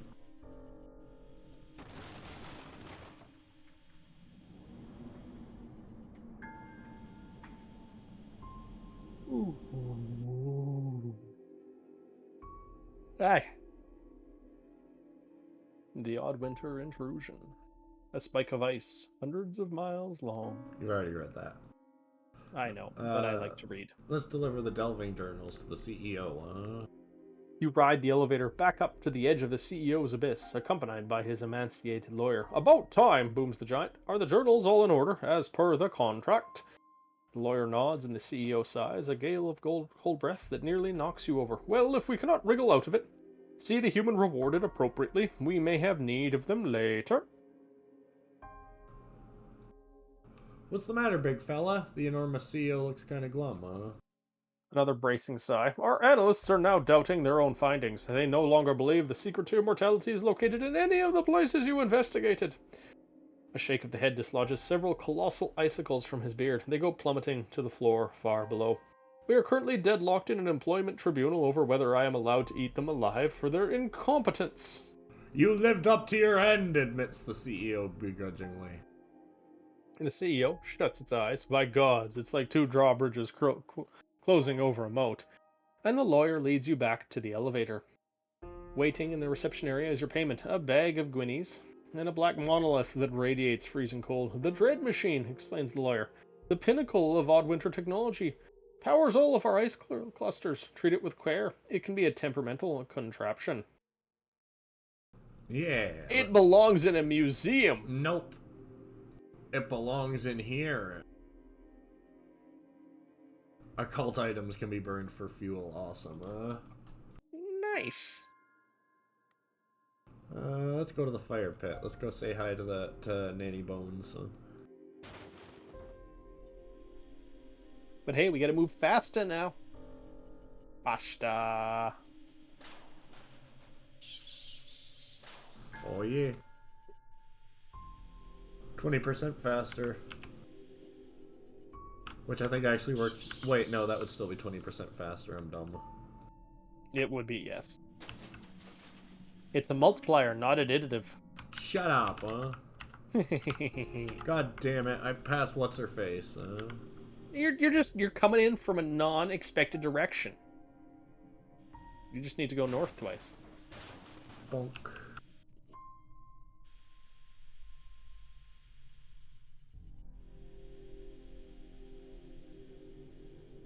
A ruined pub.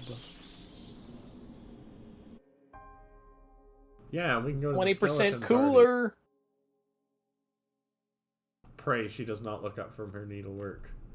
How grows the Okay. dreaming, dearie? Careful who you befriend. Let's listen to her talk a little bit. Yeah. Need some skid plates. Yep. You look cold, dearie. Come sit by the fire. We don't want you catching your death.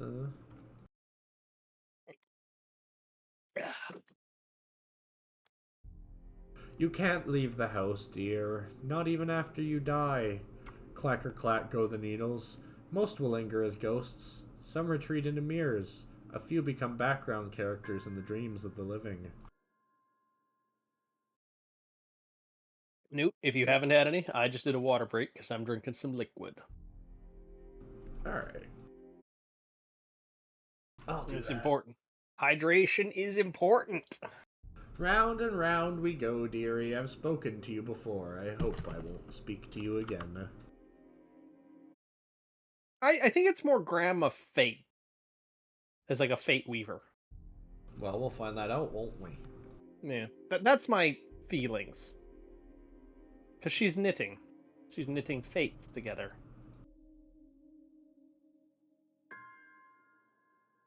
At least she's not knitting, how do you pronounce that? Fet together? The, Oh, you bitch. F-E, the F-E-T-E with the, that means, like, food. Eh. Because if you're knitting food, that's a weird kind of knit.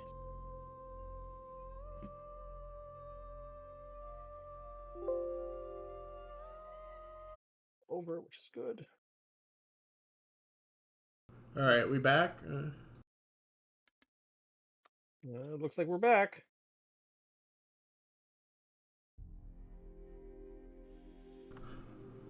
Oh no, I'm a fool. I haven't cheated.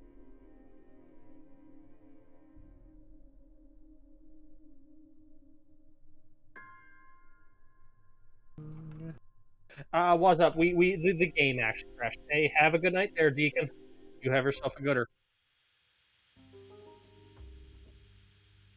No, I don't have enough. I don't have any fuel to give you. I'm completely out.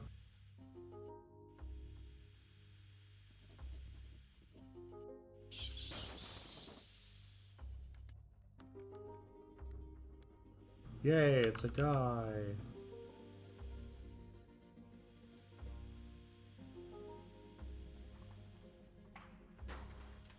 Karen. Karen, Stupid rocks, you go fall down now, why do you want to go for the Karens? Like, is there something you're trying to get out of the Karens? No, Are you trying to make it's a just Karen? it's just a meme now. You're just memeing the Karens? Yeah, I'm just forcing it.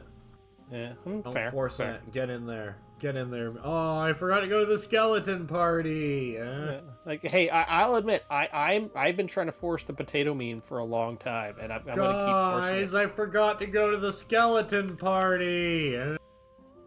Were you gonna go like start gambling again? Yeah. Play some cards? Yeah, I Cards. knocked over a cairn. It go tumble. Mm-hmm. We do not recommend you knock down Karens in the real world. Okay, Karen. The Kyrus Institute. Cyrus. Cyrus Institute. The first thing you notice is the night sky above, a blanket of stars and a bright, bulbous moon. Where has the ceiling gone?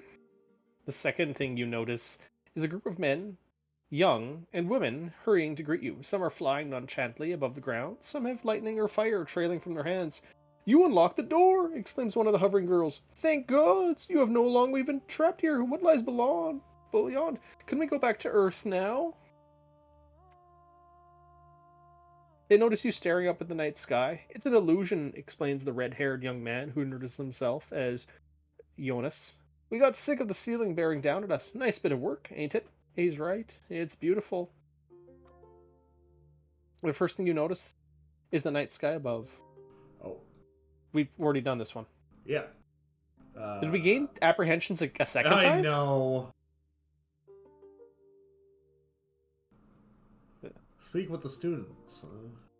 The students take you back to a glimpse of their academy and tell you as much as they can about where they came from. They call themselves metahumans, people with extraordinary powers, and can explain their presence was hidden in the old world until about 50 years ago. They mention a lot of vague and complex terms like the Cologne incident and a space colony, and for some reason they expect you to understand what a cell phone is. They just nod and smile. They'll stop talking Hey, we eventually. gained apprehensions again. No, Oh my god. I think we're Let me not see if actually it. gaining them. Well, let's find out. 572. I Yeah. sure feel like I'm gaining a lot of apprehensions. The ceiling is just so freaking you out. A student with cropped short hair checks her watch, glancing uneasily at the furthest corners of the room. She pulls you aside. I was wondering if I could ask you about the darkness in the house, she asks quietly. It's been attacking us with pale ghosts and abominations almost every day. Is this normal? It sounds more persistent than usual. You'd expect it to corrode things gradually, maybe only spawn a manifestation every week or so. As I thought, she says behind her. The other students are chattering merrily. Could you stay and help us fight off the next wave? We've already lost a dozen friends to the siege. We could use all the help we could get. The students drop their merry demeanor as darkness gathers at the Institute's defenses. They built up a wall of barbed wire and nailed planks and crackling energy. But even as you watch, boiled black tide starts to seep through. Ready? Says red-haired Jonas grimly. The assembled students nod. Amongst the ramshackle army, you spot blazing white eyes, gleaming claws, lightning and fire and smoke. A student soars overhead with a handful of dynamite. Someone shapeshifts into a lioness and roars. It's all very impressive, but this isn't how you beat back the darkness of the house. Genevieve, go power up the heart light. While you rush back to the Kinetipede, a battle rages.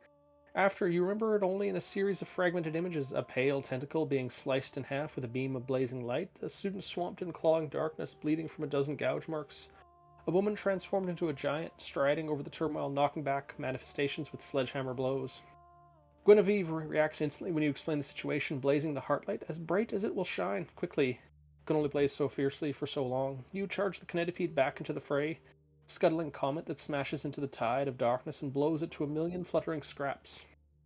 The students gather around your Kinetipede, cheering and whooping. A few serious internal injuries, a few broken bones, plenty of scratches and bruises, but no fatalities among the students.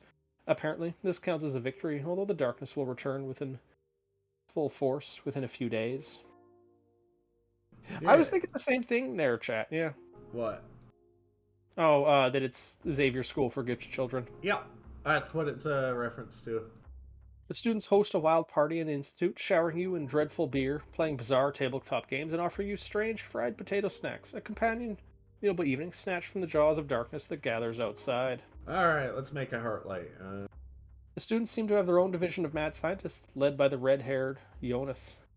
They show you to a laboratory filled with bubbling chemicals and rolling things in vats. It takes them a long time to grasp the concept of a heartlight. Matters of the occult, after all, are very different from even the maddest kind of scientists, but you draw them in intricate diagrams, take them through the process step by step. Finally, Jonas nods. Getting a real human heart might be tricky, maybe with stem cells, but that is the only hurdle. I think I understand what I need to do. Thank you, Noot. I hope that works. Gained 54 apprehensions. Gained 54. Gained 54 apprehensions. Yep.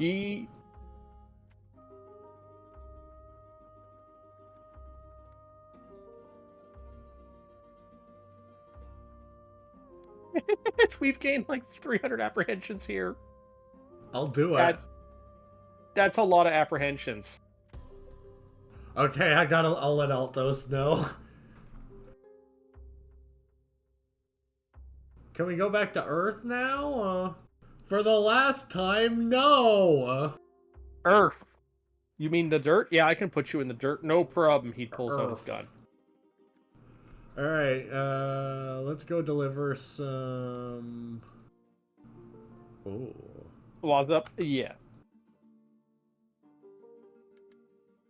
God damn, okay, I didn't even mean to do it that time. Yeah, sure you didn't. How about just feed them some god smoke and put some like dead gods on their footstep to ward off the darkness. They'll be fine. Yeah, it'll be like solidly 2 out of 10 in terms of bad day.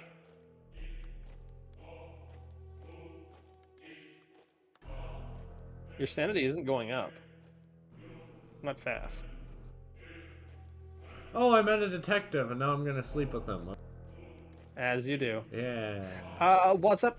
Not all of the places. There's a main area that's been opened up, but as we progress, we have been finding keys, and we are one of the few people who can find and use keys, and we open up new places in the house. It's about as safe as, say, opening up new relays in the Mass Effect universe. Sometimes it's decent, sometimes it's boring, sometimes it's pants-shittlingly terrifying. It's fine.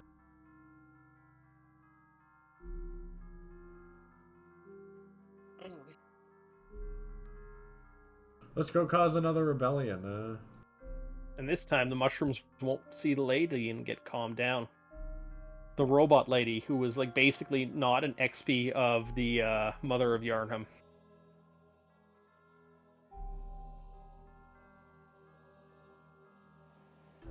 I really feel the mushrooms and the lady were like a Bloodborne reference. Let's talk to Banjo about tracking down his assassin. These are the bullets I found at the scene. Plink, plink, plink, as he sets them down. They're a very particular make, factory made. Summer and Miss Autumnal were killed by the governor's men, Canute. No wonder they were afraid. He looks at you meaningfully. Now, the interesting thing about that, he pulled another bullet from his pocket. This is the bullet that killed me. Not factory made at all. It's from the six-fold Principate. You saved the bullet that blasted your head open?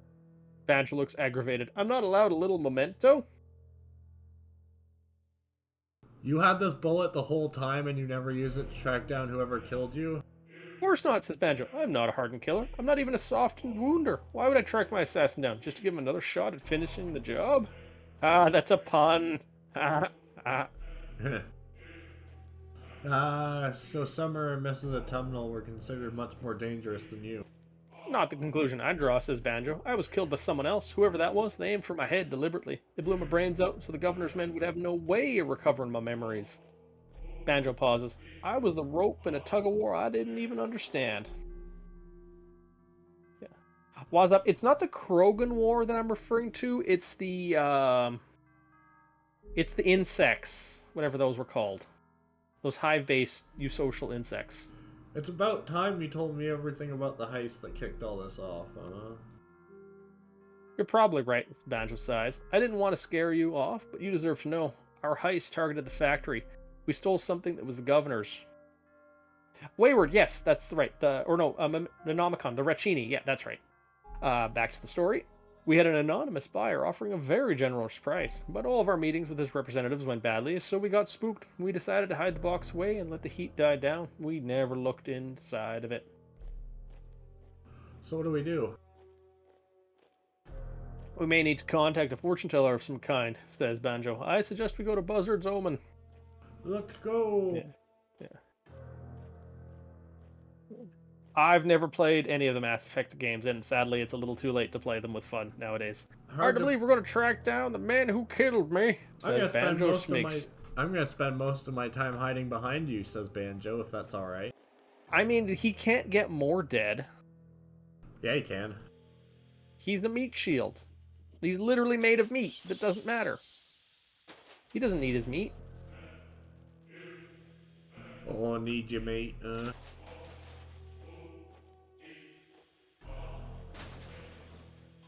What am I doing?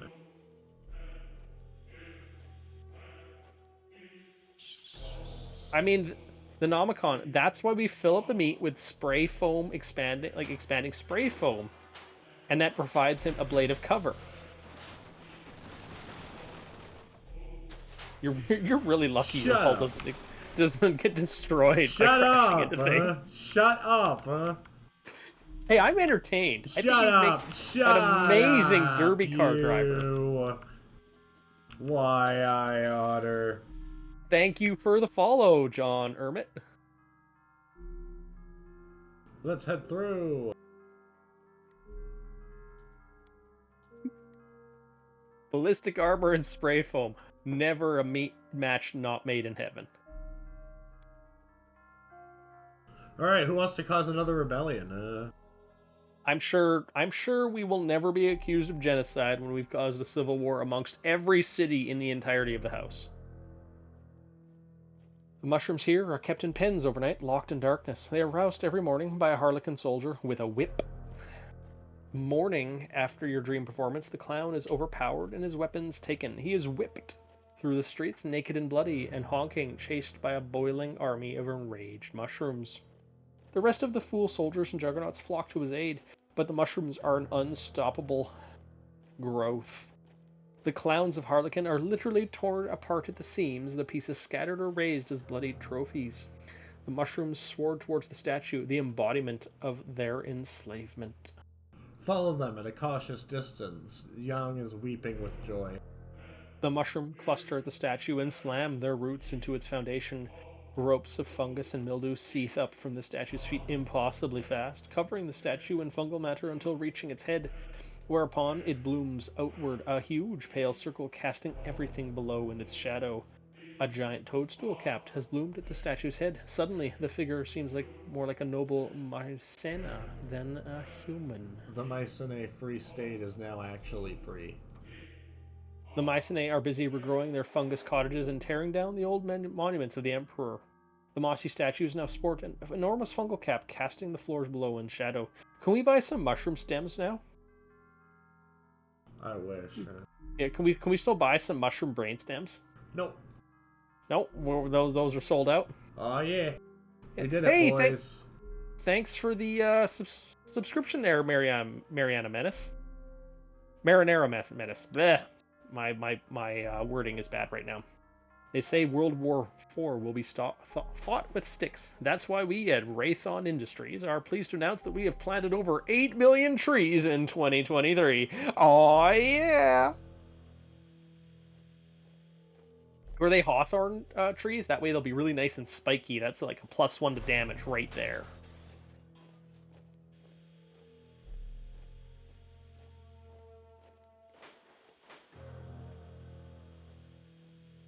Let's go steal more rocks from the goats. Yeah. Or you know what other tree would be good with like good spikes? Russian olives. They don't make olives, and I've seen people try and like make olive oil with Russian olives, and I've laughed because they don't actually make fruit at all. Well, not fruit you can eat. And people just thought this tree was like an olive bush, but you know, an olive. But it's just berries that look like olives. No, it has nothing really to do with olives at all. It's just called a Russian olive. Oh. It has big, long, like 3-inch long spikes on it. Oh. They really Delicious. They jab you, but good. Delicious, huh?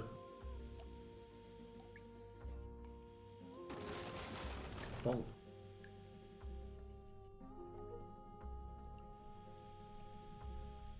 Let's see here. Oh, I guess you can eat Russian olives, but yeah, they're not actually edible. And they definitely do not have oil in them. 2023. 2023. Oh man, Wayward Stone. It took me too long to catch that. I'm sorry. In my defense, I have been up for, let's see here. It is 2,100 hours right now. I've been up for 18 hours right now, so I'm hitting that fatigue limit.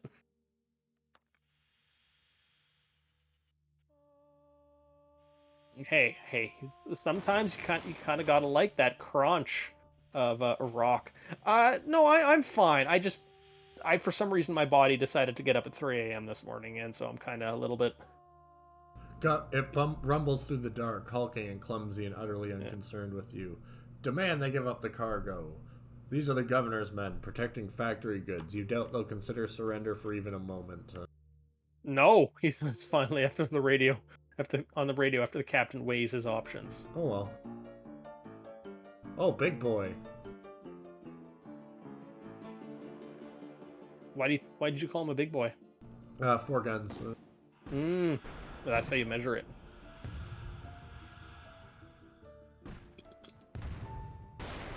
Ow.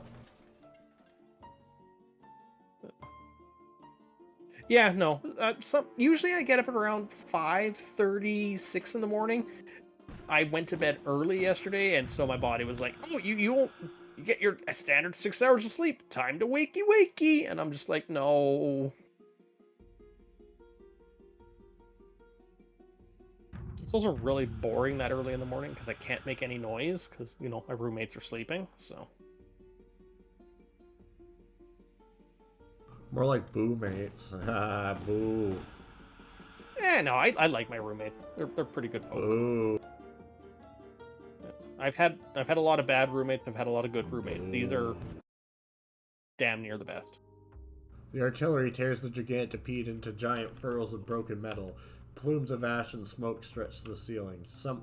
Searching the wreckage, you recover a crate marked factory goods. It's obscenely heavy, and for hours after you touch it, you feel vaguely unclean. In factory goods, we are It is indeed overweight. obscene. Oh, that's not obscenely heavy. What are they, stupid? So that's times when we have to drop the blood-soaked monolith. No. No, I have 4 ancient guineas. I'm only supposed to have 2. So 2 to the museum. No, you can't. Hmm. Why Because didn't you give a human heart to the freaking people in the institute? You literally have one in your hold. I know. They were just like, "Oh no, I guess we have to find one," and they just look at you. They'll just clone one. It's fine. That won't count. It doesn't have a soul. Oh yeah, I can burn an engine. Or I Turn can it burn. into fuel. Sorry, I can burn a golem. Yeah, turn it into fuel. Yeah. Golem fuel. Bonk.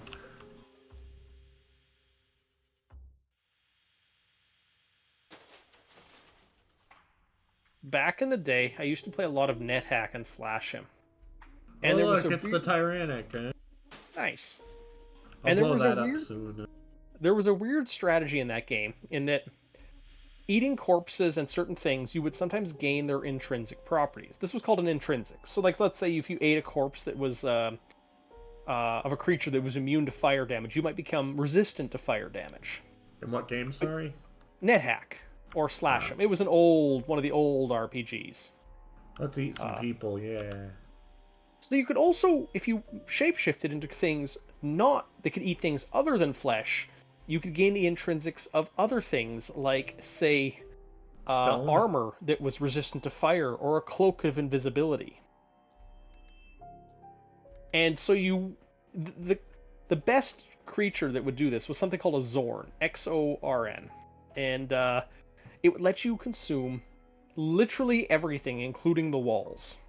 Downside, it was very hungry, and if you walked over any loot, it would have a small chance of consuming it. Let's visit the new Thorn Abomination and give him the wine. It pulsates, and a ribbon-thin tendril plucks the priceless wine from your fingertips and turns it over and over. "Ah, this is it," it moans. "Please, and be a darling, and pour this into my green lady for me. Whisper to her that is sent with my compliments." An eyeball drops from the knot of flesh. It lands at your feet with a wet thud. "Take my eye. I want to see you do it," it drawls. There is a hint of menace. Let's try to swap the wine and pour something less precious. You accidentally fumble the eyeball. No, I turning don't. turning it, and you fumble it, and when you in your attempt to catch it, it slides down your throat. It is gummy. You feel something upon you. You accidentally fumble the eyeball, turning its gaze away from you. As it's distracted, you replace the priceless vintage with something much cheaper. Then you do the whole ridiculous ceremony as directed. You whisper to the glimmering river that the gift is sent with the compliments of the abomination and the new thorn. You pour in the cheap wine, and the river accepts it with a gloop. The abomination is ecstatic. A tentacle plucks the eye from your hands and plops it into the glistening abscess. I'm sure this would have no side effects. The abomination has everything it needs. "I am ready," declares the abomination, its maw splitting into something like a nervous grin. "All I need now is to bring the lady her gift, declare my boundless love, and allow her to clasp me in her embrace once more." It coughs and belches and fiddles with its tendrils for a while. "I confess myself nervous," it gurgles eventually. "I cannot buy her adoration with baubles. What was I thinking? What do I know about seduction? I have done nothing but live in a giant spike and eat people." I'll teach it how to get its groove. You teach it as much as you can. Your efforts are hampered by its utter lack of confidence or charm, and the fact that it is a hideous monster. In this you have. In this you are certain, because you too are a hideous monster. After several exhausting hours, you've at least managed to stop it stammering and gurgling. Finally, you pronounce the abomination ready for the romance. Thank you, morsel, it says. Without you, I may have stayed in solitude forever. In honesty, I have planned to devour you, but no, you deserve a reward. It cradles you in its tendrils and whispers to you the secrets it has learned in its years of lurking here. Everyone it ate, at first conversed with. Its brain is full of fragmented, half-remembered miscellany, some as obvious and some so vague to be useless. But it knows the future movement of the stars in the City of Masks and the names of forgotten prisoners in Kennedy Yard, among other tidbits. Yay! You gained a unique experience. Coast a vast squid monster in romance, huh? With an enthused gurgle, the tentacles burst out from the walls and slam into the ground. You dash from the building as fast as you can. Fragments of concrete are raining down upon you. The abomination strains and spews slime, and with an ear-shattering crack, it uproots the entire new thorn from its foundation. Dust blankets the street, rubble rains down, screams from those below. You don't care, you monster. Carrying its gift tenderly in one tentacle and sprouting the new thorn on its back like a shell of an hermit crab, the monstrosity drags itself eagerly towards the river scenic. My beloved, it gurgles, sliding into the shimmering green water. My devotion to you knows no, it knows no. The rest is lost. Are those the shrieks of ecstasy or of pain? A thrashing, a churning, ungodly wail. The abomination is lost beneath the waves. The new thorn sinks too, though its descent is more ponderous. Thousands of spectators assemble to marvel at the sight, one of the city's largest mega spikes, retreating beneath the waves like a giant concrete shark fin. Perhaps it succeeded. After all, the river embraced it once more. Yeah? You totally could have, like. Why didn't you just try and have him be a new crew member? Could you You could have imagine? taken him to the River of Tombstones where you fish out tombstones. Let's visit Kennedy Yard and then go back to the City of Keys. You know, the River of Tombstones, that's a decent, one night stand for this thing, right? Totes. Yeah. Don't worry, I taught it how to do the sex, huh? That river ain't gonna know what hit it, huh? Yeah. No bridge too far.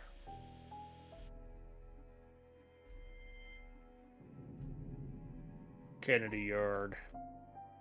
This is where the Kennedys are buried. Totally. Weeping searchlights cut the dark in two, barbed wire catching the light in its tangles. Visitants to the house, those people nearly stolen, bring with them many dangers, dangerous knowledge, dangerous items, dangerous personal beliefs. Such newcomers who appear within the borders of the seven cities are bustled to Kennedy Station for tea and polite questioning and, if necessary, brutal re-education. Naturally. You need to petition for entry before you can go to the shops inside. Yeah. A little lost, a friend asked the governor's man in the least friendly voice you've ever heard. The City of Keys is south, and beyond that, the City of Masks. Keep heading north, you'll hit the City of Knives. Now I suggest you get a move on before we do something highly classified to you. But I'm a journalist, a trusted journalist. Yes, I can get you an interview with one of our prisoners, she says, on the condition that you leave us alone afterwards. No snooping, or else I'll take so many of your memories you'll start crying for your mother's tit. Fine. He takes you to the first checkpoint, a shabby little tent surrounded by razor wire and sentry towers. After a thorough search, one of the prisoners is brought to you out to meet you. She sits opposite, adjusting her orange jumpsuit. If either of you says anything classified, I'll wipe both your memories, says the governor's man, which will be an enormous waste of all of our time, so please keep it vague. The visitant offers you a dazzling white grin. What shall you ask of her? What happens in Kennedy Yard? Oh, come on, says the governor's man. You must know that's classified. Don't say any more. I don't want to waste a memory box on you. Let's ask her how she was snatched. I was exploring an abandoned old house at the end of my road. All of a sudden, my flashlight goes out. I bashed it a few times against my palm until it flicked on again, but I no longer recognized where I was. She sighs, flicking her hair. I wandered alone through the darkness. I didn't need to tell you how horrible that could have ended. Pale manifestations were gathering at the corner of my vision. I'm lucky the governor's men found me where they did. Tell me about your old world. She opens her mouth, but the governor's man coughs. No information about other worlds may be shared. Prisoner sits back, smiling blankly. Alright, well, are you at least treated good at Kennedy? I've been treated very well, she says. The guards are very kind. Really, it's like a holiday here, and I'm assured it's only a few years until I'm let out if I pass all the tests. She glances up at the governor's man, who gives her an imperceptible nod. Oh, totally. The interview's over. Visitant stands, arms still handcuffed behind her back. I did what you said, you hear her say as she's led away. She is shushed. You flip through your notebook. Or you flip your notebook shut. Nothing you learned here is particularly revelatory. Kennedy Yard does not easily divulge its secrets. Petition for entry a second time. Yeah. The river of tombstones is a place where you can fish for tombstones from other worlds to read their epitaphs. Yep. It honestly reminds me of reading tombstones in the old Baldur's Gate games.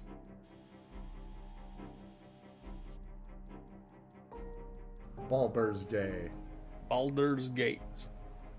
Bribe them. Ooh, we can cause a stir in the City of Keys, too. Maybe we want to keep, our revolutions to like a number less than 3 at any one time. No. No? No. Have I donated a biological anomaly yet? I don't know. Primordial oddities. It's roughly sorted in the same order as the donation bit. Yep. Have you done the obelisk? Yeah. Bloodsoaked monolith? Yes. You mean? Yeah, I got 2 of them. Where's about halfway down. The embalmed corpse lies in its open sarcophagus. Excellent fuel for children's nightmares when this place is open. Yeah. It's a coup for you and a coup for you. Everybody coup, coup, coup, coup, coup. Or what's that coup dance? I don't know. We're all coup for Cuckoo Puffs? Let's invite Cromlech over. Yeah. Side note, Cuckoo Puffs are that smoke that happens when the city is set on fire. He raps on your door with his cane. Excellent to see you. Nope. Old thing. The hallway fills with the smell of cologne and fur. Do tell me you have something decent to drink. At the end, they expect me not to be able to tell the difference between Margot whiskey and some concoction that was probably brewed in a bathtub. Imagine. Sits brooding in your armchair, vast and hairy, sipping whiskey with the delicacy of a high-born lady. You chat long into the night. He is, of course, a charming and daring conversationalist. He doesn't savor the prospect of returning to his cheap inn. Offer him a place in my bed. Fade to black. Yeah.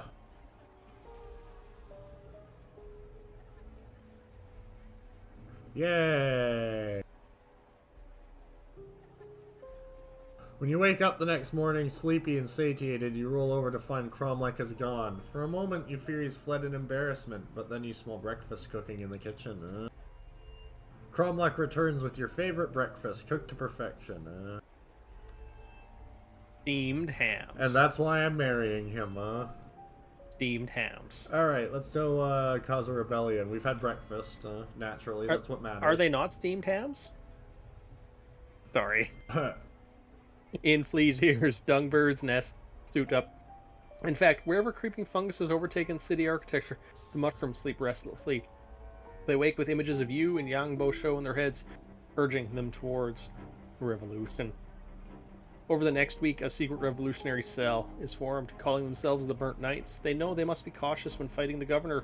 Too obvious is to risk extinction.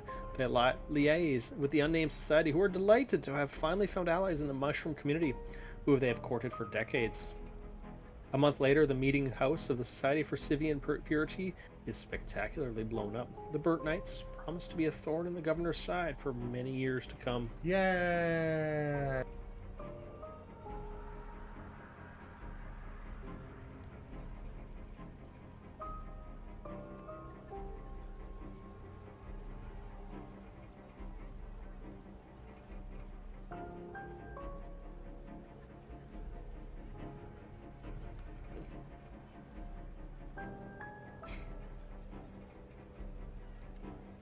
I remember watching the steamed ham when it was still like there were still the AI generated ones on Twitch. I'm I pretty missed sure that's that. over now. Yeah, I got banned. It got banned? Yeah, That's hilarious. it's sad. Yeah. Every few weeks there's a new like AI one that gains popularity, I think, and then just gets banned. Like there was some like political debate one happening recently where people could submit questions in the comments.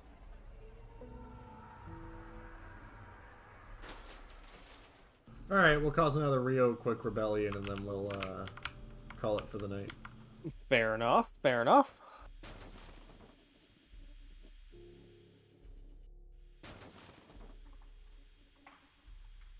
The British Parliament would require more fireworks, was up.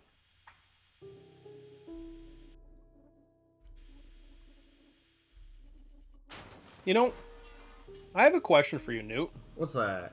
How about did the calendar for this house come about? I don't know. A few of them are named after gods. Hmm. But and like Eidolon is like the figure of a god, I believe. Ah. Yay. Darts the brain potluck. He grins merrily in his Dagura type. How could such an innocent-looking fellow commit such crimes? The face of cruel Seward Horn leers in the poster below. Bold block letters advertise a bounty of 200. His crimes aren't listed, but there's something skin crawling about his gaze. Yeah.